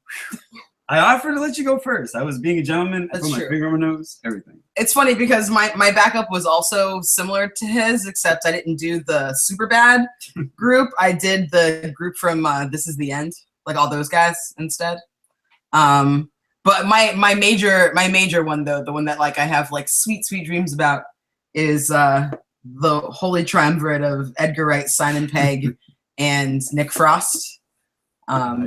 I think I think that they're just like, they create such incredible work together, and like they obviously have like a next level understanding of one another, to the point where like they're just, I don't know, I feel like they're just like human beings that just completely occupy the same wavelength. And I feel like the way that they feel about each other, and like how, especially Edgar Wright and Simon Pegg, because I think that they're like closer, and then like Simon Pegg is close with Nick Frost kind of thing. I feel like the strength of their bond and like the depth of their bond reminds me of like my own relationships. Like I feel like they're like one-on-one like psychic connection is like my one-on-one psychic connection with Kimber. Like I feel like we could probably hang out with Simon Pegg and Edgar Wright together and have a wonderful time. That would be out of control. Yeah. I don't know if someone else could handle that. They're You know who you would be in their friendship? You'd be the fresh police officer from Hot Fuzz. Everything in that friendship would be, you'd find a place to do cucks. Oh, the Every slutty kind one of from Hot scene. Fuzz. Yes, that's who you'd be in that. I've been around the office a few times. Yeah, That's right, that's a yeah. good one. Doris. Jeez. Yes. Awesome. Nice. So that was both of you guys, right? Yeah, because Jason's been going first. Delisha asked us, what's the BFF duo or trio that you would want to take a road trip with? Okay. Sorry, I have two answers for this, and they're going to be fast. I'm just going to blurt them out, and then I'm going to let you do your thing. All right, so first, if it could be really anybody that's Troy, Abed, and LeVar Burton. If we could just go on a road trip across America, like I feel like if Troy and Abed are best friends, and LeVar, Burton, and Troy are best friends, then the three of them would be best friends. And then they would put me in the mix, and they'd be like, come on, you're our best friend too. Let's stop and get ice cream at every place we can. Now, if I was to answer like anybody, really anybody, I would do Han, Chewbacca, and Lando Calrissian, because then you're zipping around the whole universe, you know, and stealing spices and all that stuff. So you're talking about Troy and Abed. I think I just want to go on a road trip with the Dean. Oh my God! But it would have to be like an RV trip so that he could bring all his costumes. Yeah, that's what Joe just said. Like that would be the other person in this BFF duo. Yes. Along with Kimber is the Dean and his costume changes. And I'll bring my costumes too. Perfect. Trick or Dean. Ding dong. Hope we don't. Every stop, you'd have to give the Dean an hour at least to get ready. But we're just going to the bathroom. I feel like it doesn't take him very long. Like he's practiced. He's a quick change artist, yes. Candace, did you have one? Yes, I chose Alana and Abby from Broad City. Oh yeah, Those girls are hilarious, Nice. and I feel like they get themselves into zany hijinks, and I already get myself into zany hijinks, like on my own. So I feel like with them, there would be like some next level hijinks, which like who doesn't want that, you know? I can vouch for your hijinks. Yeah, see, Kimber knows. She wouldn't die. And she wouldn't die. A lot of people have been, me first and foremost, but everyone following has been accused of picking people who would get them killed. Oh no, not me. Not me. I would just chill all afternoon and like go to like Bed Bath and Beyond and stuff. That's the road trip. Just getting to Bed Bath and Beyond. Hey, sometimes that is a journey. Safe. Safe. So, Coupons never expire. Before I ask you guys the last question, which is going to be who's your favorite couple that started out as best friends, I'm going to say that I just thought of an awesome answer for that question for the best friends couple one. Yo, that beautiful episode of Black Mirror, San Junipero, the couple from that. Have you guys seen that? Which season? That's the most recent season. You would remember it. Not yet. We're at season 2. We just did episode 2. Okay, so they're all separate stories. You guys should skip forward and just watch the San Junipero episode. It is very different from all of the other Black Mirror episodes, and it's about this beautiful story of this lesbian couple that like kind of starts out as friends, and it's this whole thing, but like it's so beautifully written, and it's like one of my favorite episodes of that show. So anyone who's seen that, that's an awesome choice too, and everyone should watch that episode. It's amazing, and you can watch it without watching any other Black Mirror, and it'll still be beautiful and amazing. But who are your guys' favorite couples that started out as friends? Right. So I'm gonna go. This might be a little. It's up to interpretation. I completely understand this, but I'm gonna go with Nicholas Angel and PC Danny Butterman from Hot Fuzz. At the very end of the movie, I mean, their relationship builds and grows in a way that it doesn't necessarily say if it's platonic. At some point, you can argue that Nicholas Angel gets downright romantic. True, he gets to be silly. So You and Joe at the same time again. Yeah. Fist bump. Give him the fist bump. Yeah, to give him a Boom! Boom! Nice. So that's mine. Fun fact: Kimber and I went to go see that movie in the movie theaters together. We probably already had this conversation, but I think it's worth mentioning again. We were also wearing matching T-shirts. Matching Shaun of the Dead T-shirts. Yes. Nice. And Unplanned. I went to that movie with my, at the time, almost 10-inch tall mohawk, completely erect, and people were not pleased No, in the movie theater. disrupting the film. Absolutely, that's how I do. Why don't we do Frazee? Who is your choice, Candace? My choice, honestly, like I had a lot of picks, and like this one isn't my favorite, but I'm picking it because I feel like it's one of the most important. Korra and Asami on the new Avatar. Like, I feel like the two of them getting together was something that, like, I mean, that show in general, like both seasons of Avatar, or both series, are awesome, obviously, and they're like just transcendent of everything that I've ever seen in animation, and honestly even in television. Like, they're so well written, they're so thoughtful, they're so beautiful and touching and heartfelt and just gorgeous. But like, you see Korra, and you see her go through these struggles, like with Mako, and you see her go through like this flirtation with Bolin, kind of, and like she's trying to find herself. And like when she first meets Asami, she like isn't down with her, and she kind of feels like she's just, you know, some chick, like some rich girl. And Asami kind of slowly like worms her way into Korra's heart. She's like, look, I'm not this person you think I am. Like, I promise. It's like it's like this very unlikely friendship. And as they go through season 2 together, and like you watch them together, and you see the admiration that Asami begins to have for Korra, and Korra finally like picking up on it. It's like the most subtle romance ever, and like you don't even really like get that like strong feeling until like halfway through season 3. You're like, oh wait a minute, like, or season, yeah, I think season 3. Or you're like, wait a minute, like, oh, she only wrote to Asami. Like, her and Asami have been talking all this time. Oh. And like, it was so intriguing. Like, that was such a turning point for me in any show. Like, more than the only other show I think that has had like such a strong like pull for me, obviously Buffy. And then like Steven Universe has like laid some heavy shit on me too, when it comes to like really surprising and shocking moments. But like the relationship between the two of them, and the fact that they like literally walk into the sunset together at the end. Like I really loved it, and I felt like it was so important for Nickelodeon to like take a firm stance on being so open, and that they would be so like just pro their fans to produce like a logical ending to a show that was unexpected. And it didn't feel like clickbait, because a lot of these things are like afterthoughts now, like, oh, so and so has a gay character, right? Where this happened like organically, and it was believable. You know what I mean? Which I feel like is more important. Yep. Yeah. That's everything? Yeah, that's all the questions for them. We got Randall, and then the show will be over. Well, I'm really glad that you guys could be here. It would not be the same without you, and we love you guys. And, I love you too. And keep a lookout. There should be something in the works with me and Jason. So Hi-oh, and possibly me and Candace as well. which may have benefited you if it happened like a year ago with this fight. You would know episodes. Anyway.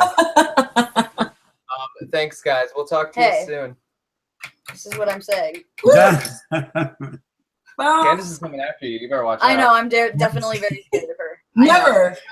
No, I can't fight Kim. I can't. First of all, I would get distracted by gazing in her beautiful eyes. That's fine. I'll fight I'd be her. like, "Etu Kende." Candy? All right. All right, guys. Night, night. Night. Thank you. Tom and Jason, I ship it. We all do. We all do. Should we call it Tayson or Jom? We're up all night to get joms. That's a pull. If you notice, our video cuts out whenever after a caller. That's because it goes to our mic feed for some reason. But I tried to jump on it as soon as possible. We got Randall next. Is that what you said? Yes, Randall's going to be the last caller All tonight, right. and we got everyone in. So Thank you for being patient. Yeah, and this is awesome. We had a great turnout tonight and stuff. We appreciate you guys. I'm not looking forward to being Tom, like hypothetically having to edit this to make it. I mean, It'll this might probably be stand more than one alone. part. That's. This might stand alone as just perfect as. Are you it saying is. we're cheesy? Don't shake your head at me. Are you saying we're cheesy? No. Well, because the cheese stands alone. Who stole the cheese, Joe? Nobody. Here come the inside Penicillin. jokes. Anyway. Trying to think if there were any more that I can say. Exactly, On the show. yes. Randall knows what we're talking If about. I weren't here, it'd be fine. Well, we have tables. The Dirty Hearst. I'll just say that. Oh my god. Everyone out there from the Philly group. And Matt winning hashtag- $600. Hashtag Dirty Hearst. Yep. Where's Matt? So Where hopefully, is Yeah, where is Matt? hopefully we can get Randall on. I'm not sure if he was having technical difficulties. We sent him an invite, correct? Do we? I mean, yeah, we did. Okay. Corey votes for John. John. And Eric as well. Nice. For the 5 viewers we have, do we want to give them a hint of what's coming up in part 2 of the crossover? I mean, why not? These people stuck out to the end. These are the true fans. That's what I'm saying. The true peeps. That's what I mean. It would be. We just dropped the viewer, so I guess they don't care. They were like, I'm out of They got a surprise. But I wonder if the drop was Randall. Like having computer problems. Maybe. But we before this whole Philly trip, we went and saw a movie together. We did. a little movie. Called Wonder Woman. So that was an experience. It was. So since we came to New York initially because of fan friction, because it's tough, we decided why not do a BFF over Wonder Woman, because we would not have seen Wonder Woman with these fantastic people were it not for us getting together for BFF. tough. Look at that. Yeah.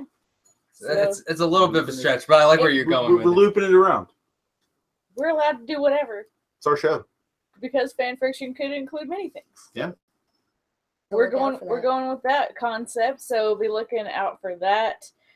Coming out soon ish. And it may not be popular, but it's fine. We'll see how it goes. It'll be the most disliked episode ever. Probably. I mean, we just tell it like it's not regarding season Henry. Regarding It's Now, nothing. now I'm checking how many views that Okay. has. Hold on, let me go click on it a few times. I did notice that there was some people who were getting spicy and talking some trash on my page yesterday. They didn't say it to my face when they were on camera here on the show. Uh-oh. Oh, look at Some that. of those 0-1s from last night. You know what?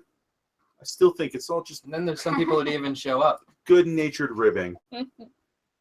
I know. I just got to give it back to them. No, that's fine. I have a show, so I can do that eventually. Why not? And now's I mean, the and that's time, what you have is a show and a belt. In-person fist bump. There it is. All right. Yeah, we didn't even Randall. make it to the. Well, I didn't make it to the final round. I You got did. pretty far. You got pretty far. Where are you, buddy? Because odd-shaped fiction. Man, I'm a sleepy. I'm gonna pretend I'm drinking coffee because my cup's empty. Eric says I wasn't talking trash. I just want the belt to stay in New York. I'm gonna do my best to keep it right here in New York. I'll At do my this best exact too. location. Yes, right here, right where it is. Just Right here, right now, watching the world wake up from history. so I guess we'll just give Randall one more minute here. I guess we'll go around and tell everyone where they can find us if they don't know. Yeah, knock that out. Get out of the way. Yeah, Sure. There you go. Where You we wanna started? start? Okay, I'll start. You can find me various places right now in New York. Sometime about this time tomorrow, I'll be in Texas. Probably asleep, hopefully. But you can find me on Twitter more easily at Drake Masters. We're thinking of changing the band's name. What about you? You can also find me on Twitter at @that_Mrs. Davis, and you can find us over on the Tough channel where we have our show that we already talked about, BFF. We have tons of episodes of different movies that we reviewed because we had never had the opportunity to see them before. Some of them were quite embarrassing misses. Some of them we probably still could have missed and it would have been okay, but at least it made for a fun episode. So please check out all of those. Some mild spoiler warnings on many of the episodes because the movies are so old. We figured most people had probably already seen them since we hadn't. So, yeah. Yeah, definitely check that out. And as always, we try to keep updated links on our website. But more importantly, if you're not subscribed to this channel, subscribe. But also subscribe to the top channel because that's where DVD Bunker, BFF, OSP, and Fanfiction all live. And it's a nice neighborhood. It's pretty cool. We don't have to lock the doors at night. Well, we have special codes with pounds. Whoa! Oh, Mavis! somebody saved her this time. Little Mavis. We're gonna put you down, baby. She's way I'm- more behaved than any of our cats. If our cats were here, there'd be fights every like 30 seconds. I'm just jumping gonna across. say, I'm 2-0 with Precious Cargo right now. Yeah, right. Oh Yeah, pizza. the most precious cargo. Oh, Tom geez. face planted to save our pizza yesterday. 2 pizzas and a stack of mozzarella sticks. They were all fine. In the most dramatic fashion. He was injured. He ripped one of my fake nails off because I tried to catch him. I kicked one of her nails off. It was. One might say he kicked off a pretty exciting dinner with some fantastic conversation. Oh man, with that joke, Kimber, where can I find you? You can find me at Kimberbatch_OSP on Twitter. Tattoos by Kimber on Instagram and on the Tough channel. Winning fan friction, hopefully more. And at Twin Peeps on Wednesday night at 8 o'clock. And I come to American Odds as well, which is the American Yeah, I guess Gods we should recap talk show. about that. We have other shows on this channel too. American Odds tomorrow night, 9 p.m. We're going to recap the last episode called, I know this one, Murder of Gods. And then the Twin Peaks episode, part 5, is going to be at 8 o'clock on Wednesday. All those are Eastern Standard Time and they're live. And please join us, talk about these episodes with us. You can find me at Odd Shape Panel. Like I said, oddshappanel.com is our website. That's links to our blog articles, our content, merch by G9 Design, who, if you see any of our pictures from our Philly trip, you will see there's 2 shirts right there. So it's like she was there. You should want this shirt or a mug because then you could have our mug on your mug. wow. There you go. The puns between them, guys. That's what we're here for. It's a puntastic. We're not getting sick of it at all. Really? But we should wrap it up. It's 12:30. I know. It's just too much Everything fun. runs This is- long when BFFs are involved. Right. Sure. When we did have a cat Cheese. thing. Catastrophe. There. All right. So we're gonna end that now. Randall, man, we love you. Sorry you couldn't get in, and thank you everyone for joining us. But that just means that it was more special that we got to see you this weekend because now you're not, Now we don't have to share you with the internet. We don't. So never call back in. No. I mean, don't do that. I'm trying to gauge what was the right response here. All right, guys. That wasn't it. Read the room, Tom. Puns. Well, I mean, I can't get a word in here edgewise. You guys want to do the outro?